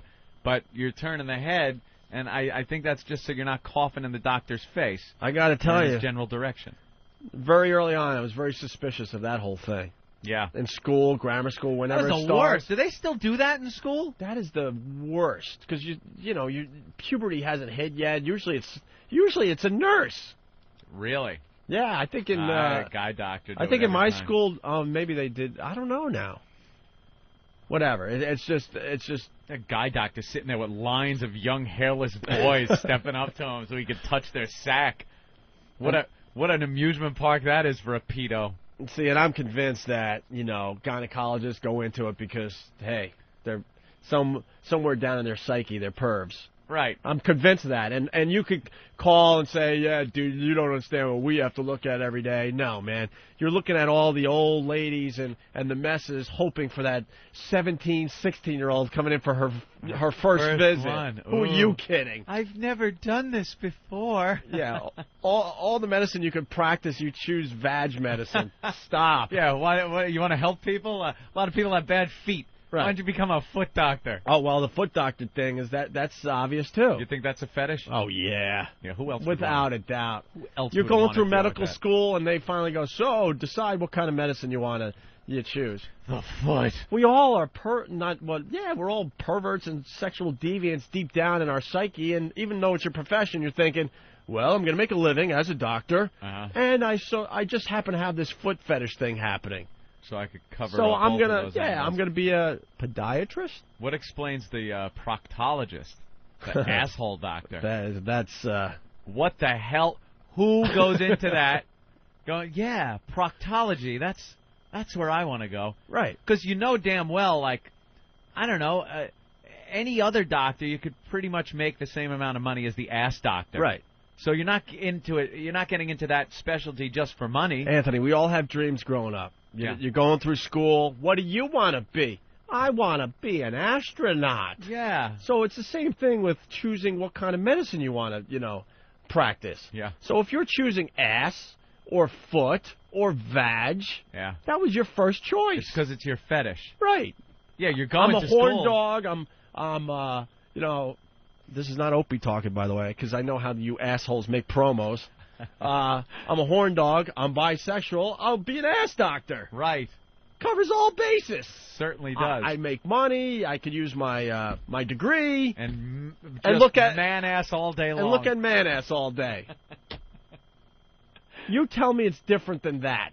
It can't be, because anybody going to medical school can go, look, I want to make a lot of money. I'm going to be a brain surgeon. I'm going to be a heart doctor. I'm going to specialize in the lungs or the nervous system, something, anything. Right. But, I'm going to medical school. I want ass all day long. You think plastic surgeons aren't horn dogs, knowing that they're going to... That too. Boobs. You look at boobs all day? Uh-huh. If you're, excuse me, a regular family doctor or a cardiologist or some kind of specialist, yes. But as soon as you start saying, no, I want to look at vag all day, I want to look at assholes all day, I want to look at feet all day. You chose this. You chose that, and it goes back to something that's going on with you sexually, without a doubt. Uh-huh. Guaranteed. That's true. I believe that. I believe that anyone in that field, gynecology, proctology, you have to be some kind of perv that's into that kind of thing. So when you go there and think it's all professional, and this doctor's a professional, I know it's a little awkward. I'll throw that on the table. Do they, look at their jobs in a professional manner? Of course. Yeah. Most of them, definitely. Yep. But there's a part way back in their head that doesn't come out. That you'll never know, but they're looking at you like, wow, look at that. So do you think that like a gyno is sitting there, and he looks out into his waiting room, and he sees like some old bag, she's in there, and that doesn't do anything to him. That is pretty much, and I'm just talking generally here, that's pretty much like his work. That's what he goes to work to do. Right. But then if he looks out in that waiting room and sees the teen girl who's in there for her first exam, he's got to go, this is why I picked gynecology. Our profession is so close to being a gynecologist, it's not even funny. Let me explain. On a daily basis, daily basis, do we not look outside that studio door wondering what's around? Of course, if we have girls that are coming in and they're expected to come in that day to do something, we're looking around, and then when they arrive, we go, how do they look? Are they good? And when they're not hot, it's like, oh, well. Now, we're professionals. We'll make every girl, sound like she's the hottest piece of ass ever. They'll come in here and do what they were supposed to do. We won't chase them away for the most part. Sometimes the photo's not making it up on the website. There you go. Sometimes the video, maybe Steve didn't have enough time to get it up there. Yeah, that's it. That's how good we are. And sometimes it's on before the segment's even over. That's right. But the reality is, we'll have to go through some messes, understanding that every once in a while there's some young, gorgeous piece of ass that just decides she needs to be naked in front of us. There's a gold nugget rolling itself in here sometimes. Just like the gynecologist. Just like the gynecologist. It has to be. You're right. That waiting room filled with 3 or 4 ladies with, pussy cancer. Oh, God. Could you not use the clinical jargon here, Opie? And I'm sorry, Mrs. Johnson. You have pussy cancer. And one mom with her young daughter sitting there. Just to get her first pap smear. All nervous, fidgety, looking like Britney Spears. Who are you kidding? Let me warm this speculum up for you. And you don't think the doctor organizes a little bit? Let me think. How you doing? I'll look at old pussy cancer for the first couple hours, and just before lunch, I'll take the Britney Spears look-alike, and then go to lunch. A segment when he's got a lot of time. That he can spend a lot of time in there. Fuck yeah. So, are you sexually active? Right. He gets to ask other questions. Okay, I'm going to do a breast exam on you now, too. Right. He gets to feel her up. And then, of course, he's like, don't be nervous. And, he's all professional. But inside, he's like, oh, my God, look at those tits! Look at her. And he's got to talk to her a little at first. And then he gets to that point where he's got to be professional and go, okay, disrobe. Right. He's just shaking. At that point, he looks and then turns just so he could go, oh, my God, I can't believe this is why I'm in this line of work. And then he turns around and gets whatever he does to the speculum. He takes the speculum. But as he's turning his back, he's in his head going, oh, my God, keep calm, keep calm, keep calm. Breathe, breathe, breathe, breathe. All right, turn back around. Yeah. All right, so what we're going to do here. Oh, my goodness. But the same is true with the feet and the assholes. But the bad part is that, the rest of his day is spent looking at London broil with an afro. I don't know about that. I don't know. I don't know. You think they enjoy that, too? I bet the odds are much better than you think. I bet you the odds are pretty good. I don't know. I think most of the day sucks for the gyno. And occasionally there's the gold nugget. But I think most of the day there's probably women that are really out of shape that have problems down there. That's why they're there. It's not this is my first exam. I hope it's easier for you to examine. I shave it all off so it's easier for you. I'm really nervous. Oh. Are you sexually active? Once. Right. But just a blowjob. I hope it doesn't hurt because you can barely slide a credit card through it. That's like his gold nugget day. But for the most part, it's, hi, Doc, I'm back. It hasn't gone away. All right, get on the wax paper. I guess today's not the day that I get to see the hot piece of ass. Who's coming in? Oh, it's Two Glove Sarah. We call her that because I have to snap on 2 gloves. Oh. Yeah, they know her around. Dude, I think there's a whole, sexual perverted thing going on, and I'm convinced... Where even the bad ones are good? Well, here's the other side of it. I'm convinced of this, too. I think there's women that get so turned on by going to their gynecologist, whether it's a woman or a man, that they're making visits and appointments they probably don't really need. And they get completely turned on sitting there as a doctor's examining them. Oh, without a doubt. Anytime I've heard a gaggle of girls yapping about it, they always talk about how it's very uncomfortable. I'm not talking about the average girl. Yeah, I'm talking about a lot of some girls enjoy it. Yeah. I'm talking about it's probably a very, very small percentage. Mm-hmm. But I think the doctor even knows. But what is he going to do? It's money. He's doing his job, but he probably knows the lady's sitting there. Can you take a look at this? Oh, Doc, I think there's a problem. Could you spread the stirrups wider apart? Right. And really get a good look up there? Ooh. I think you might need to get closer. No, it's back and to the left, right? Yeah, right about there. That works because it's all chicks coming in. All women. But now the proctologist. What if you're into chicks' asses? That sounds good because the chicks are coming in and having their ass checked out. Although, unlike a gyno where girls that are perfectly healthy go in to make sure they're okay, the ass doctor, I don't think a lot of young girls are going in there just to say, take a look, is my ass okay? No, I'm telling you, when the hot young girl goes into the ass doctor, the ass doctor in general's going, ew. What do you mean? Doesn't dig it? Nah. You think all ass doctors are there for the guys? Yeah. Wow. That is a bold statement. Yeah. All proctologists are gay, and that's why they got into it, to look at man ass. When girls come in, they're probably it's like, awful. Ugh. And the girl's all nervous, and the girl has nothing to worry about. That doctor doesn't want to see your brown eye. He's just in a hairy man ass. Yeah. Wow. You are really going out on a ledge here. I've thought about this many, many times. Just for guys. In between games of solitaire. Because I'm thinking if the guy is into chicks' bungs, he's into the bunghole of chicks, you get into that line of work. But then, you're not saying that one guy that is into girls' ass became a proctologist and then has to deal with man ass all day just to get that occasional good one. It's simple. Yeah. It's so simple. Ass doctors have to look at both guys and girls. Right. Gynos, all vag. All chick. All vag. So just think about your life. You want to be an ass doctor. Yeah. But I'm saying... You're not doing it to look at girls' asses. Because you know you're going to have to look at guys' asses. That's true, but what if you're so hung up on girls' bungholes? No way. That's like, now right there you get to... No way. No. No, that's... Yeah, the bad definitely outweighs the good. That's what I'm saying. So if the bad outweighs the good, you got to think he's more into, guy's ass. And a gay guy isn't going to be as grossed out as a girl at a girl's ass as a straight guy would be.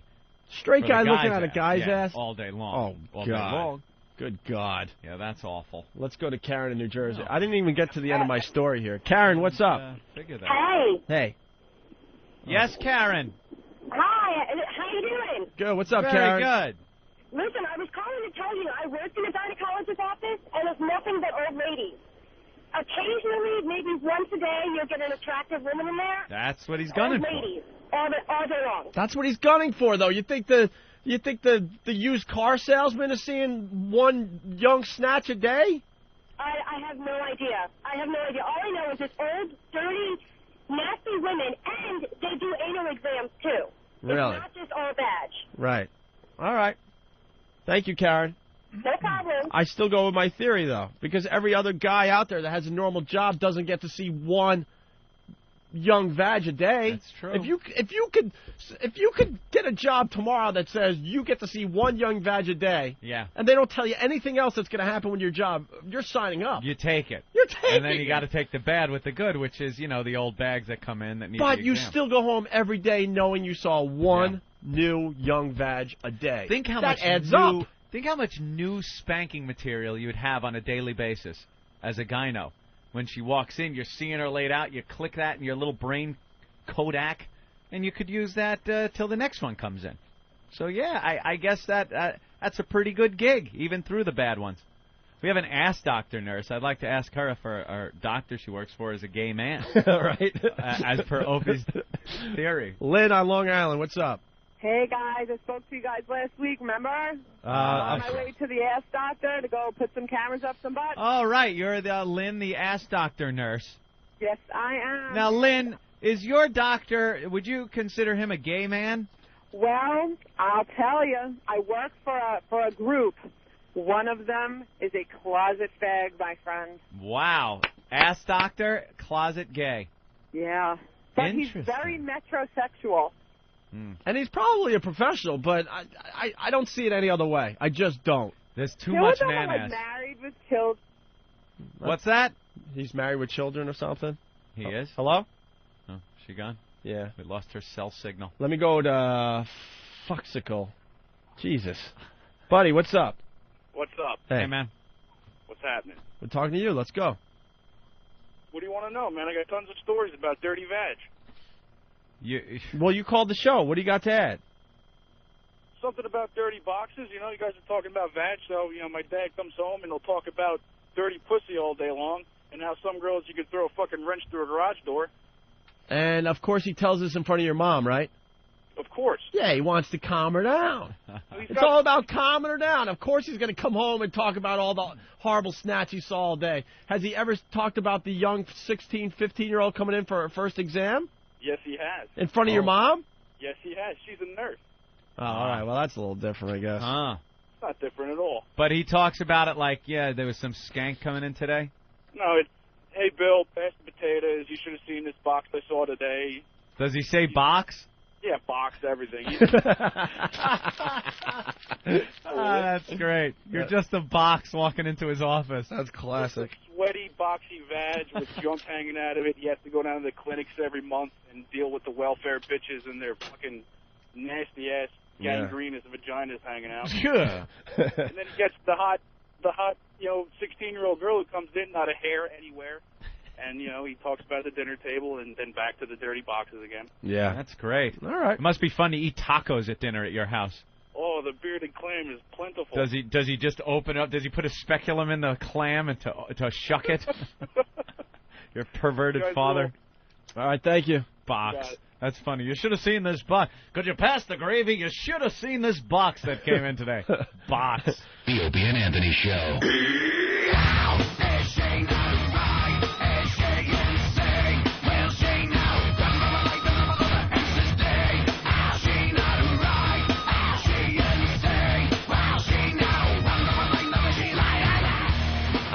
You're checking out the Opie and Anthony program.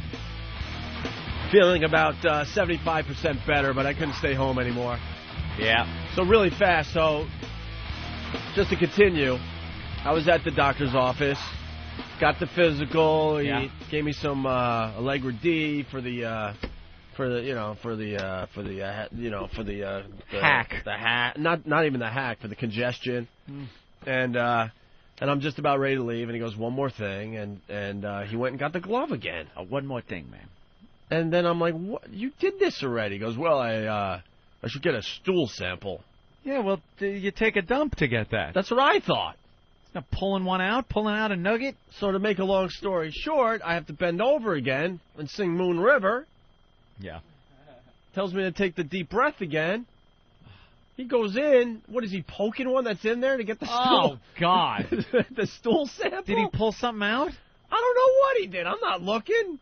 Did you feel him like scraping in there to get something? He doesn't have a mirror on the ceiling or anything. I don't know what's going on.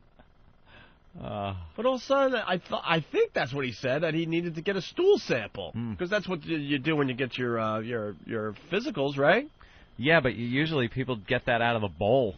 That's what I thought. Take a dump, and they give you like a popsicle stick. I remember that, yeah. And a plastic thing. And you got to scoop a little. Yeah, maybe this is the new way they get them. I don't know. This guy's a little too eager to snap that glove on his hand every time you walk in there. So they, I mean, he went for a poke to poke one that's still in me. I don't know. Doc, my eye is a little red. Okay, pull your pants down. Right. No, not that one. Doc, my ear. I think I have an ear infection. Pull your pants down, Opie. Snap them gloves on again. But it's my ear. Yeah, I know. I got to stick my finger up your ass, though. I didn't even want to know, man. I was just like, what are you doing now? We did this already. Yeah. But he said something about a stool sample, and then he walks out of the office all awkwardly with his one hand up in the air. Did he write it in your chart as our second date? Or was it... That's pretty, I don't know, twice like that to get a stool. Oh, he walked out with his finger up in the air? Well, because I guess he was going for a microscope or something. He was going to smear it on I don't know. But then what was funny, and this isn't one of those Ben funny stories, because it was kind of funny. So I'm now getting ready to pull my pants up, but of course we don't make eye contact after this, because now it's like a regular thing. Hey, how you doing, Doc? Hey, how many fingers are you going to stick up this time? Hey. What if you bump into him at the grocery store? Will he stick his finger up your ass? Hey, how you doing? Oh, just want to say hi. Hey, pull your pants down. So then he's walking out of the examining room. I'm, getting myself back together. Oh. My hair is all askew and brushing your hair, Right. and putting on your makeup, and taking the 20 off the dresser. Right, just trying to get myself back together. Yeah, presentable. And there's no eye contact, and he's trying to walk out of the examining room. He has that big white doctor's coat on, right? Of course he does. And he's got his one hand up in the air, the right hand, so he's reaching for the door with the Oh, left. and he's just got a stool sample on the tip of his finger. I didn't look, dude, but his hand was up in the air. I knew that much. I wasn't looking closely, I should say. And then all of a sudden, like, the doorknob gets caught on his lab coat, and he's all like a mess. Like he's like trying to reach back to he can't use that hand. Right, he can't use the hand that's up in the air, and he's awkwardly like using the other hand to try to unhook himself from the doorknob. Dude, I had to help the doctor. I'm like, let me get that. I'm like, oh God. So I had to undo his pocket from the doorknob so he could get out of there. And he awkwardly slams the door, and I'm like, oh, thank God that was over with. And then he comes back all like nothing happened. Like, yeah, everything's good there. Yeah, he must have been looking for blood in it or I something. don't know, So he probably man. smeared it on a slide, put it in the microscope.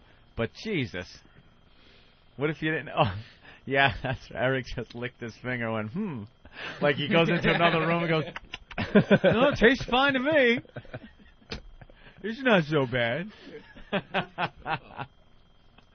Oh, geez, that's awful. If I was a doctor, I would be the doctor with the sense of humor, because it's an awkward thing. Whether he's, like, now violating me or not, I don't know. Yeah. You don't know. You don't? Could be his thing. You don't know. But I'd be the doctor with a little, like, chocolate pudding on the side. And Oh, God. when the patient's not looking, dip another finger in the chocolate pudding. And You then, go, oh, geez, what are you... yeah, turn around and just go, nope, all is good. All right, yeah. As he watches his license fly off the wall, out the window. Yeah. Nice sense of humor. No, the glove did not have a marshmallow on it, you asses. This could be the problem. Oh, my God, this is hilarious. Let's go to Artie in Yonkers. Artie. Hey, was your doctor a short, fat guy with big, stubby fingers? Why, did you have a doctor with, like, fat fingers? Oh, man, he had big old man fingers. And, Jesus, I never shit so much than after I left that office. You know, you really want a doctor with the slenderest, slimmest, feminine fingers ever, I guess. You don't want a doctor with meat hands. Oh, that's funny. With a bunch of hangnails. One of those doctors that has a pinky ring that could fit around your dick. It's so fucking big. Oh, that's horrible. That's funny, bro. You don't Oh, need that. man, then I had to shit on a stick and send it into the mail for a week. Yeah, I don't know what he was doing this time. I don't even want to know, man. That's why I don't go to the doctor often, and I'm done with my physical. I won't be back in that office for 2 years. Nice. Minimum. 2 years for your ass to close and back quite up. frankly, I think I'm going to go find another doctor. Something's going on there. Carl, what's up? Hey, what's going on? Hey. My doctor, every time somebody went to him, they said they had to pull their pants down. So in anticipation of this reputation, I was going to see him for the first time. And I get in the office, and I start pulling my pants down, and I bend over the examining table. And he goes, "What the fuck are you doing? Pull your pants up." The reputation was false. I was just standing there with my pants down. Dude, why would you ever pull your pants down without the doctor asking to? Everybody Asking said you every to. time you go there, first thing he says is, drop your drawers, drop your drawers. So. Oh, you pull them down like you're wanting it. You slut. Hey, I heard Watch you it have out, boys. fat fingers. Yeah, Doc. I looked you up. I'm ready, Doc. Could you use 2? I'm ready. Jesus. What are you doing? Oh, that is awful. The Opie and Anthony Show. XM202. Here's Opie and Anthony when they're not awful. Okay, terrific. The worst of Opie and Anthony. No more of that. It's bad for you. You want to do this Groton man story real fast? That's what we're getting Oh, into. everyone can understand this. Anyone who's been married. And this guy was married for 29 years. 29 years. The guy was 51 years old. Married 29 years. Do a little math, Opie. 29 years? How old was he when he got married? How old is he now? 51. Married 29 years. He got young. He got married too young. So now you're a 22-year-old guy. You should right? not be getting married at 22 years old. 23. What? 23? 23. I'm sorry. From Look at us with our math skills. Wait, how old is he? Well, it's subtraction. That is a tough one. Wait, how old is he? 51. And he got married at 22. That's 29 years. Why are you saying 23 years? Yeah, why are you saying 20? I swear to God. He jumps in with a correction, and it's wrong. Sorry. My English stinks, and your math stinks. No. I forgot to put it on the other side. All right. I practiced the puts all weekend long. All right, sorry. All right. So, you're 21 years old. How old? 22 years old. And now from 22 to 51, you have this woman that is just telling you what to do all the time, ragging you. And he finally lost his mind. A Groton man, Connecticut, charged with murder in the death of his wife, told police that he ran her over in their driveway because she berated and nagged him. Berated and nagged him. But that happens. Let to him a lot, off. That happens to a lot of couples. It does. It certainly does. And this guy couldn't take it anymore. His description is classic of what happened.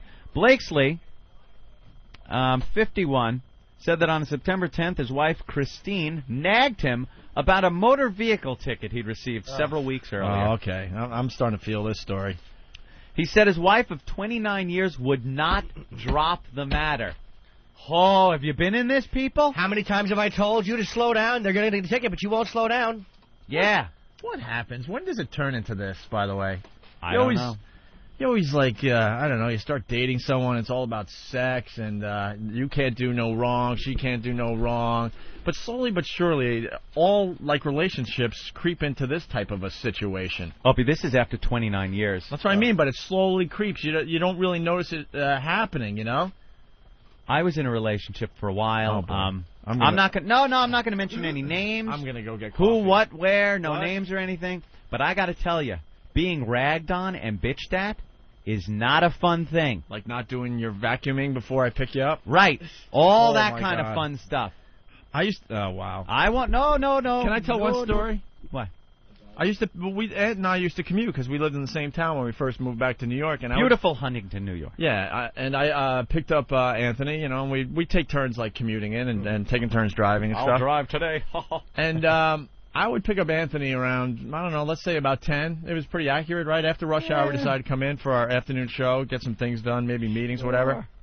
And I'm thinking Anthony is not a morning person, so if I'm picking him up at 10, he had to have gotten up maybe 9:15. Yep. Seriously. Absolutely. And I would pick up Anthony, and this was more than once.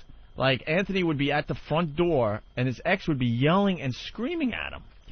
Yelling and screaming at him, and I would get pissed off, and he would get in the car, and I'm like, what could you have possibly done wrong? I know you've only been up for 45 minutes, maybe an hour. You know how much stuff you could do wrong in 45 minutes? Are you kidding? Do you know the earth-shattering messes you can concoct in 45 minutes? I remember one time it was because you didn't vacuum. I used to smile when I walked out to get into that car to come to work. Oh, would I smile. I was done for the day. And then Opie and his Funmobile showing up at your house whew. Yeah, whoo, here we go. And then after the show, I would hang out and play video games until all hours of the night. Oh, yeah. Oh, no. Hello? I know. Meeting. I got to take a leak. Yeah, another meeting. Oh, this one's going on and on. I don't know, we got to meet with people again. We got in trouble, but I'll be home. I'll be home in November. Is that okay? Why did I pick the month it is? What an idiot. What a fucking idiot. And none of us noticed. For this bit, the day is September 19th. Yeah. But I remember one time you came into the car. I'm like, what'd you do wrong? Well, I was supposed to vacuum before I left for work. I think I was supposed to take out the garbage. Or something. I think that was it. I think that was my job. All right. Something like that. But I won't mention any names of this relationship, but it was just a constant ragging. And there were times where we would go out, and this girl would get a little intoxicated, Opie. A little drunk. Sorry, I had something in my mouth. Yeah. And I would say before we even went out, I would say, look. I'm going to check my messages. I I'd think say, someone look, might have called while we were in break. Please, I'm begging you. Even after you're drunk, try to keep this in your head. Whatever you're going to start arguing about isn't important and does not need to be pursued. Does not even need. So we're going out to have fun. It's going to be fun. Let's go out. We'll tip a few back, but keep it light and airy and fun. Sure. There's nothing to argue about. And there's nothing to argue about right now, right? Yeah. Okay. So nothing important is going to happen while we're out drinking. So let's remember that and keep it. Let's fast forward 4 hours. I'll say 4 hours. You motherfucker. No, because you don't clean. I do every fucking thing. All right, I'm like, remember the conversation? Do you remember? You fuck yourself. I'm going to be sitting over here for I'm a in while. living hell. This is unbelievable. And, occasionally you do get it in your mind.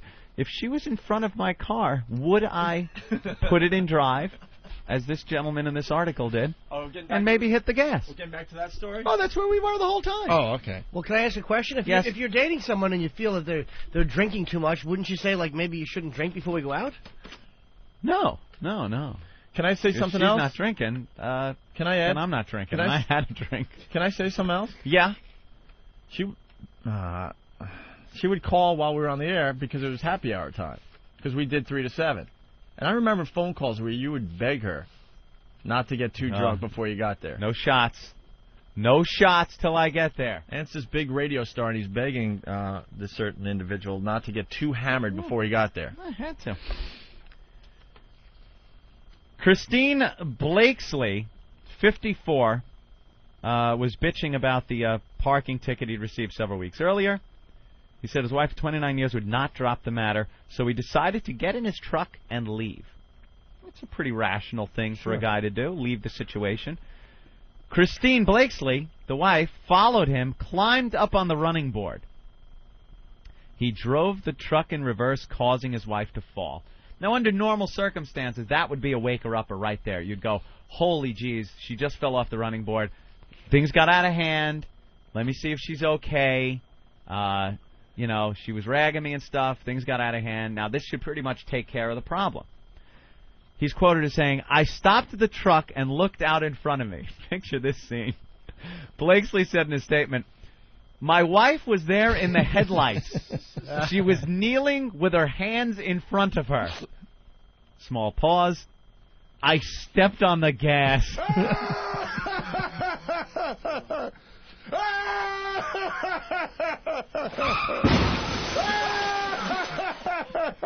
Oh. How great is that? I stepped on the gas. She never looked up. I just wanted to make her stop. I didn't think about the consequences. He just wanted to make it stop. That voice in his head. Just make it stop. That voice. Parking ticket. Back. Stop. Back. I told you so. Just holding on to the running board. Probably turned and looked at her face pressed against the window. What are you doing? I told you. Where are you going? Get back here. I stepped on the gas. She never looked up. I just wanted to make her stop. I didn't think about the consequences. I heard a thud. Then I thought I heard her scream. I didn't stop right away. I stopped when it came to me that I hit her. I kept thinking, oh my God, I just killed my wife. He said he returned to the house. And what did he do afterwards, Opie? Did he call 911? Did he check on her? Did he freak out? He went to sleep. He finally could sleep. It was finally quiet. First night of peaceful sleep. And I'll tell you another... Wait, she's like just dead in the driveway? She's dead in the driveway. And he's like... He's snoozing away. Let me tell you another treat that some guys have to go through. I gotta go to sleep, but there's a fight going on. You're in bed. You have to get up for work. You're in bed. Is this a real story, trying or is this to sleep? Something that you've heard? Let's just say I might be familiar with this certain situation. All right, I'm going to go sit back over here for a while. There's been a drunken argument. You're trying to rationalize, but it's like rationalizing with a pumpkin or a porcupine or a cactus. You know, try to rationalize with it. It's not going to listen. So you finally decide it's time for bed. Yeah. It's time for bed. You got to sleep. My God, you got to sleep. It's 6 in the morning, and you're going to bed. Climb into bed. You're all aggravated, but maybe you could just relax long enough and go to sleep. From downstairs. Fucking idiot. Son of a bitch. Why the... God, son of a fucking prick. Goddamn son of a bitch. Oh, never listen to a fucking word I say, you son motherfucker.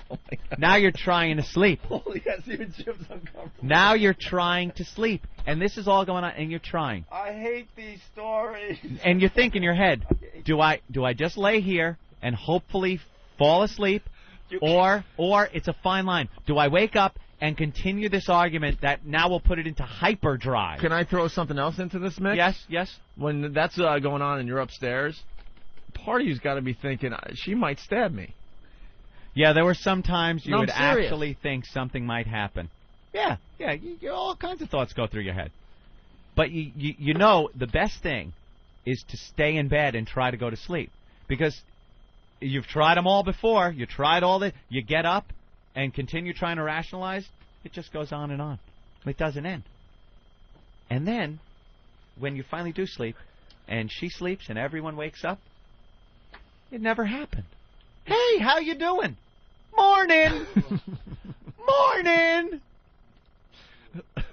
Morning. You're living with what's her name from Misery, and then Kathy Bates. Yeah, Kathy Bates, a young version of Kathy Bates. Morning. Morning. And you're like, you. And you're like, where's Opie? Beat the horn, Opie, please. Honk, honk. Oh, I gotta go. It's time for work. You know I was your savior, right? Why are you leaving at 8 a.m.? You haven't acknowledged lately that I was your What? savior. What? You just haven't acknowledged it lately. I want to hear it today. I'd have probably left sooner if it wasn't for you and Sandy. I was your savior. I'm not going to say that. You were my savior as far as work goes. Get me this kick-ass job in radio. But I brought fun back into your life. I'm really assessing this. Hold on.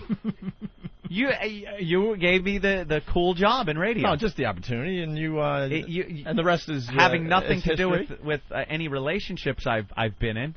I don't think that really fits, Opie. I don't know, because I don't think you would ever got divorced. Are you insane? Well, you talked about how you couldn't get divorced for a while there. Why? Wait, how many? Didn't you want to get divorced way before you did? Yeah, that's what I'm saying. And I didn't because I had a kick-ass job in radio. I don't get it. Well, it was just kind of a good distraction. Well, that's what I mean. I was your savior. Or my curse, if you think of it that way. I would have been out of it, perhaps, earlier. It was a good distraction. I was having a good time away from the house. Well, that's what I mean by the savior part. I gave you a nice distraction. Because this is blood on your hands and on your feet, Stigmata? My savior? This is this is what the point I'm getting at is that I think I know you well enough to know that you realized early on that you weren't in the greatest relationship, right? Yeah. But you also had a shitty job. So you had a shitty job, then you had this going on at home. Yeah. But then you got into radio, so at least it gave you fun, and a distraction. I think I'd have walked away from the entire situation earlier. The job, the woman, everything. If I was still in that crappy job. Okay. I think it would have really. Who knows? So what happened to the Blakesleys? By the way, can I say that Robert Blake's wife's last name was Blakely? Ooh. How coincidental is that? None whatsoever. Not funny or interesting either. As I said it, that's good job, Flow Stopper. An autopsy report ruled Christine Blakesley ruled her death a homicide, saying she died of blunt force chest trauma. Oh, man. Oh, hit her right in the chest with a bumper. Not only did he hit her, he hit her. He's like, if I'm going to do this, I'm going to make it look good. He went to the house, went to sleep, told police he woke up, checked the driveway, saw his wife was still there, and called 911. I didn't want to face what happened, he said. I was hoping it was all a bad dream. Yeah, 29-year bad dream. She jumped on the running board. She's bitching about a ticket. You fucking bitch. And he realized he'd killed his wife. He tried to commit suicide by drinking and taking Tylenol. What's that going to do?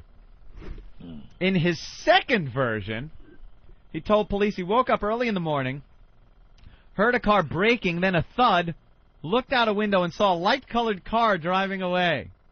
Lacey told police he returned to bed and noticed that his wife was gone. Said he found her dead in the driveway. How are you going to say that when there's a dent in your car because you hit your wife? Her hair is in your bumper. What a foolish thing. At least say he saw a light-colored car with a black guy in it driving away.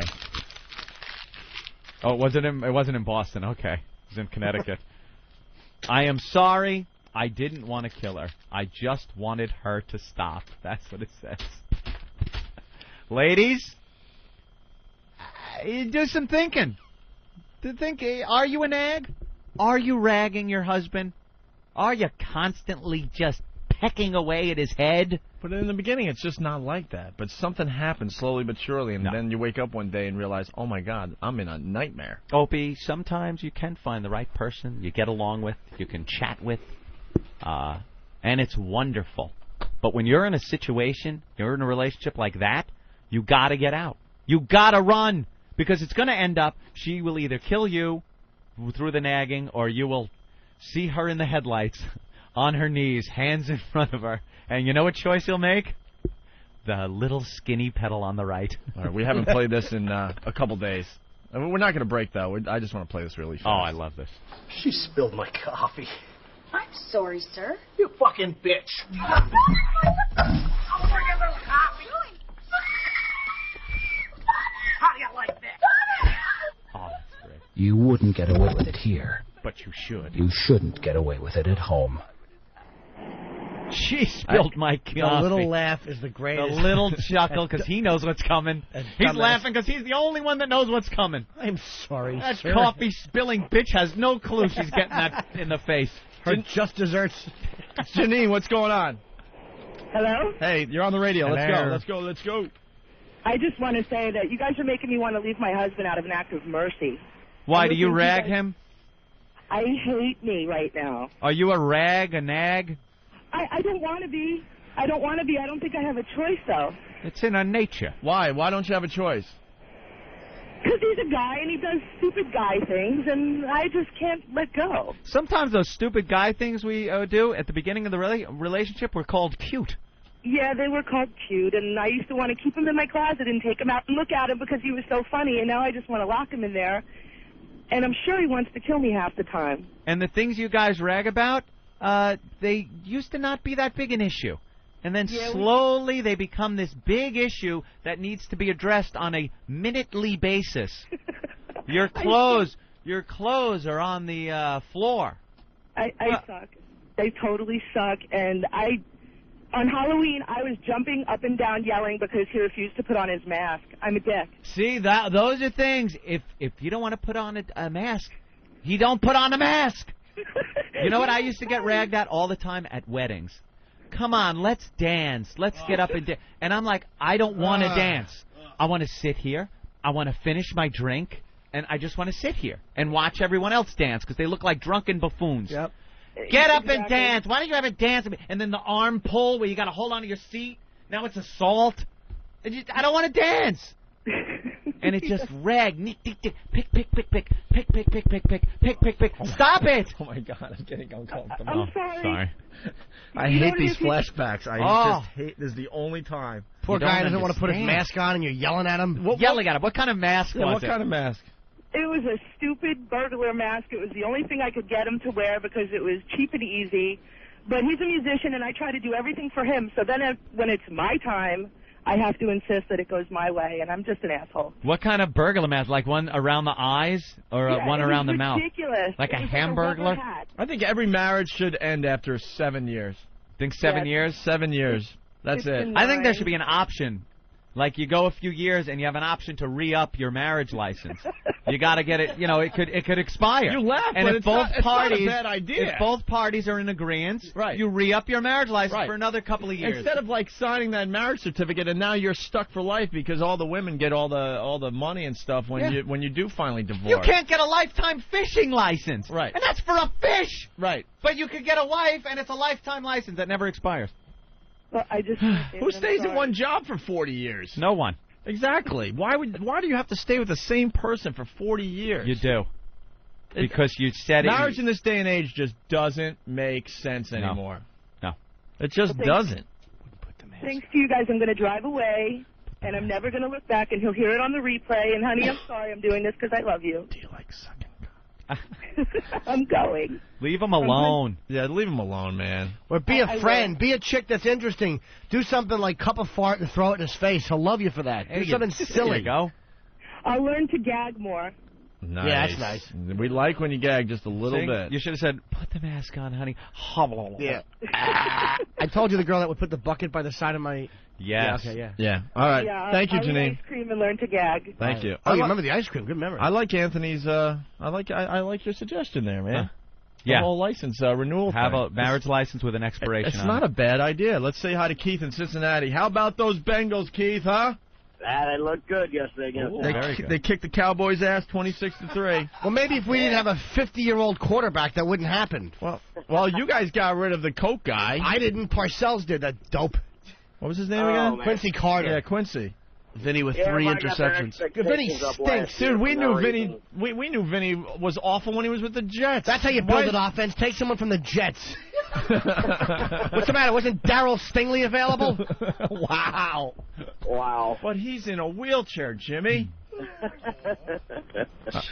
Yeah, I was calling just to relate. You're talking about nagging women. I'm getting ready to go through a divorce myself, and I was married to the naggingest bitch on the face of the earth. Yeah, but You know, it didn't. Hold on, but it didn't start like that, right? Well, I'm sorry? It didn't start like that, right? I still didn't pick that up. Your line is really distorting on my end. Your relationship didn't start like that with her nagging. Oh, hell no. Maybe this guy needs to be nagged, too. You just got to tell him 3 fucking times. Yeah.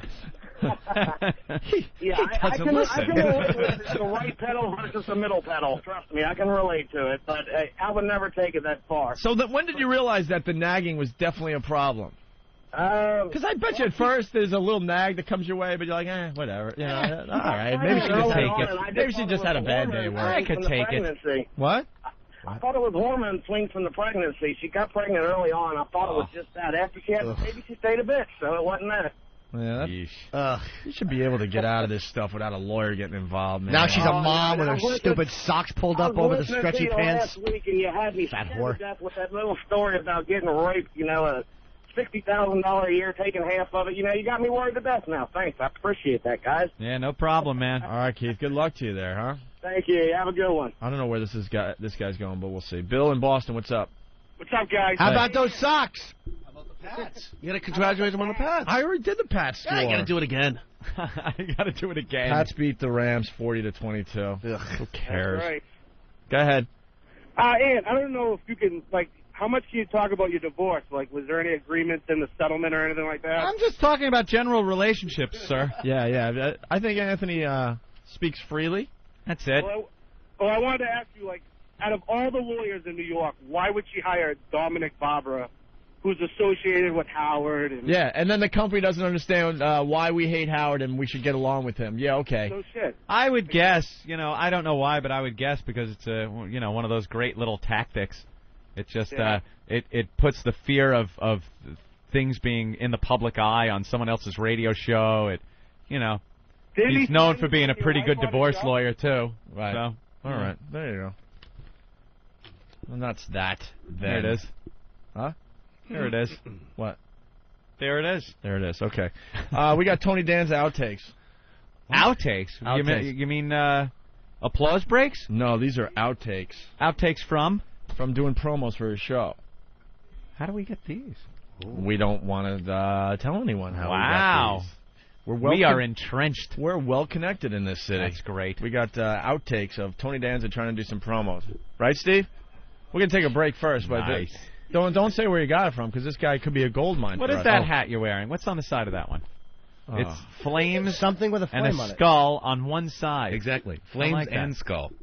That's why you were able to wear the shirt with nothing on it today. Exactly. I had to compensate. Yeah. Had to compensate with the hat. I like it. You think about what you're going to wear every day. Well, to the extent that Dude, because you fold up your sleeve perfectly. Yeah. Just like 2.5 times on each side. I get the most disgusted look from Norton right now. It's just a hat. Oh, okay. No, I can't say where we got it, but I can't. Even, I can't even listen to you talk anymore because of Norton. Why? Yes. Go ahead. Can't say where we got it. What exactly is the audio? Oh, the audio. It's outtakes. You playing it? Pardon me. Martini Steve. Yeah. His hair's growing back. Oh, it is. So we got this audio from what? A very nice person. All right. Cool. You came in for that? I was told to come into the studio. I don't really know what the hell I was talking. I can't hear you guys in the other room, by the way. So I'm yelled at to get What are into you the working studio. on today for the show? What I handed you, and then some more audio of a pre-interview from that show. Is that good? I don't know yet. It's dumping into Pro Tools right now. All right. I'm Are learning you this letting whole your new hair process. grow back, or are you going to keep it short? I'm gonna let it grow back. It's cool short. Thank you, sir. I like it. Thank you. Yeah, I like it's growing in, and it's growing in at the same rate as his sideburns. Exactly. His Uniformity. pork chop sideburns. Dude, on the you were side. that kid in school, man. You grow that crap in a day.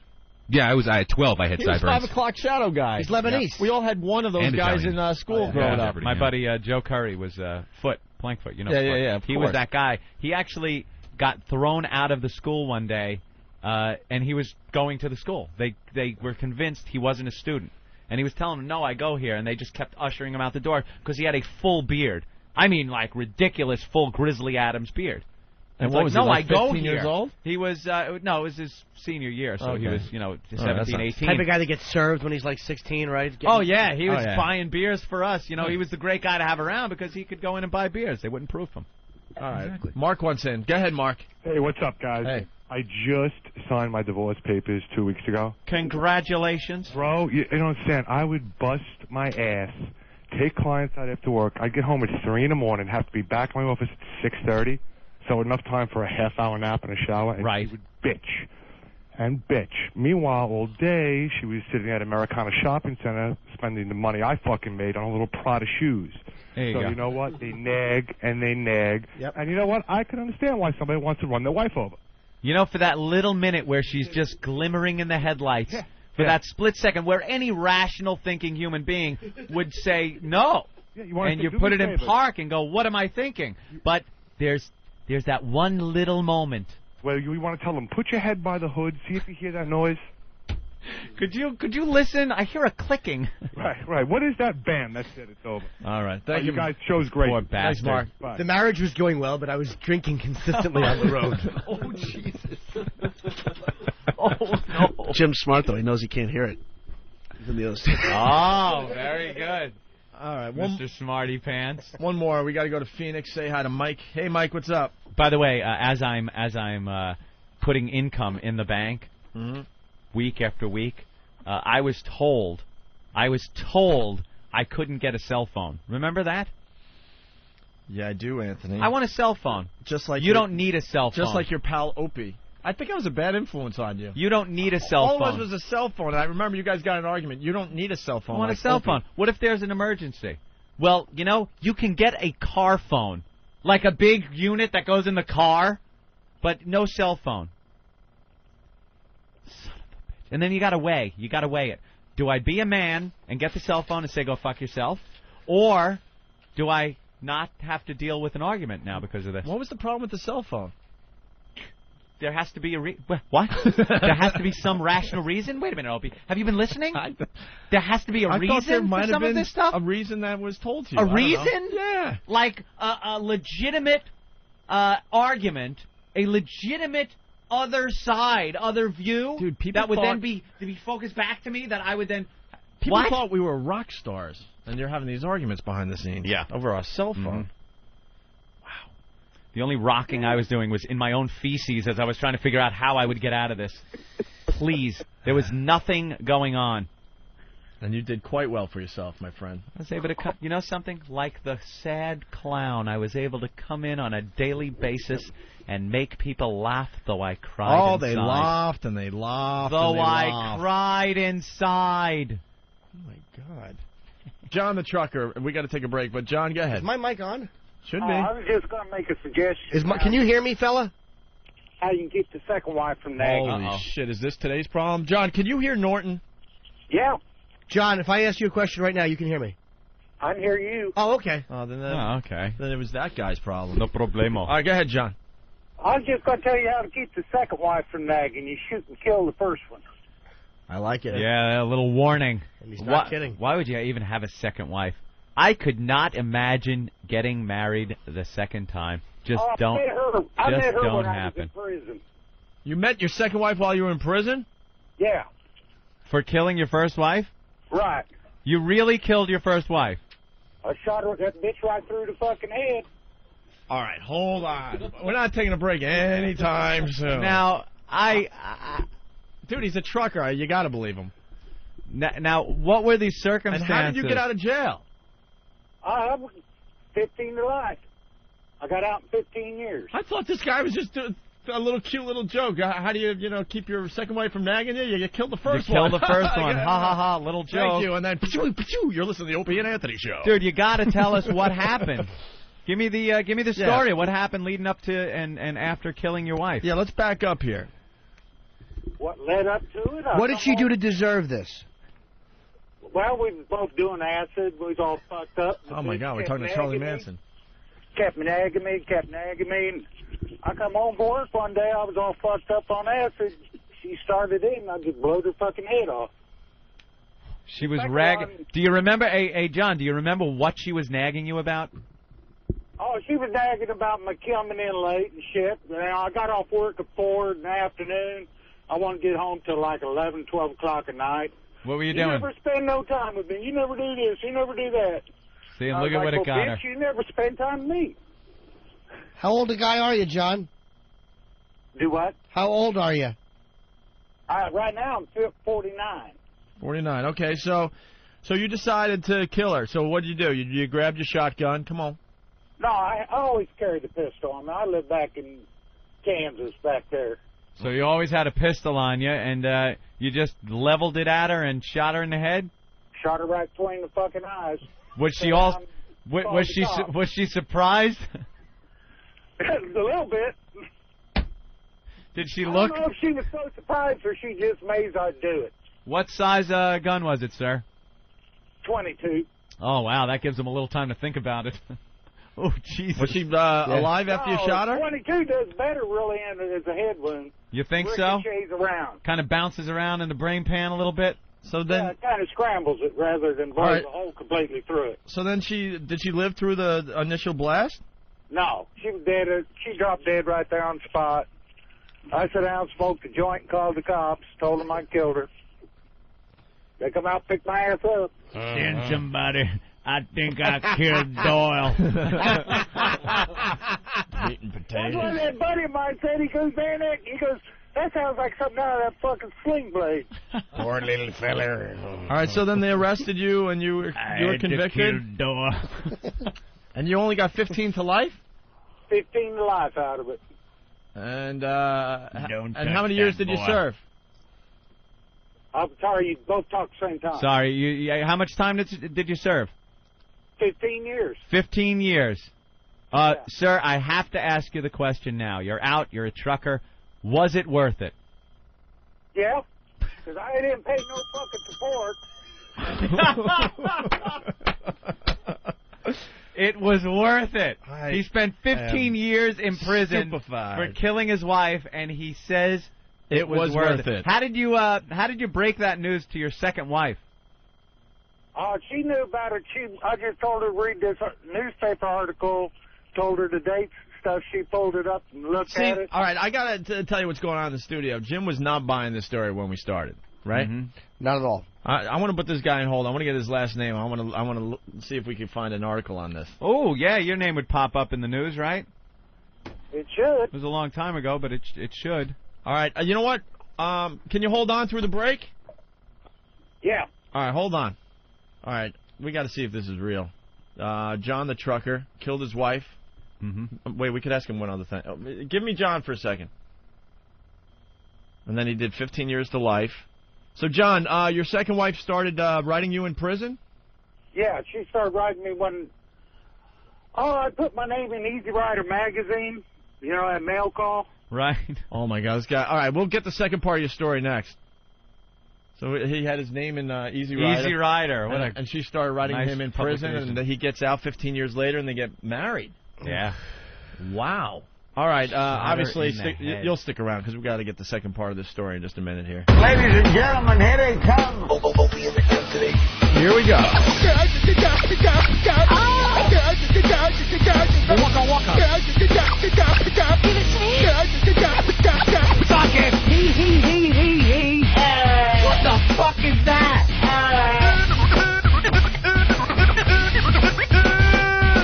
Oh, yeah. Oh, yeah. I like that. Oh, yeah.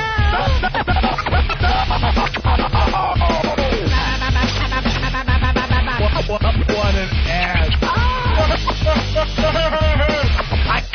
I can't believe.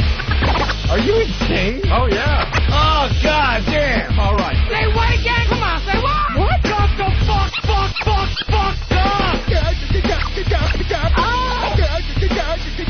Give it to me. Suck it. Hey. Oh, hey. Oh, hey. Oh, hey. Back it up.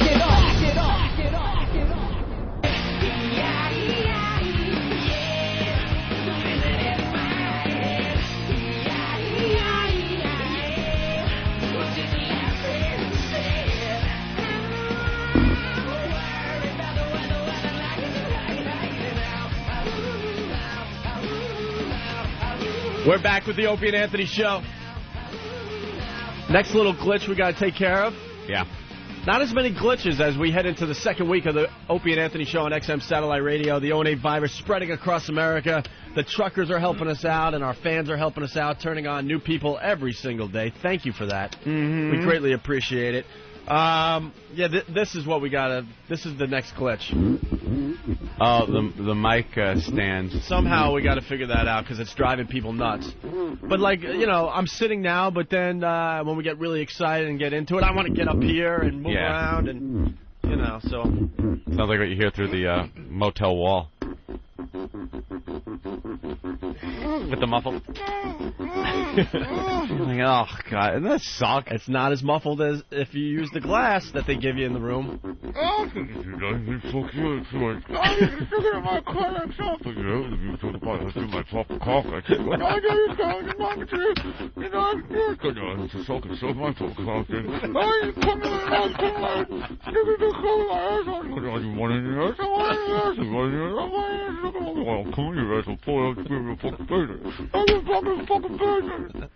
I'm sorry.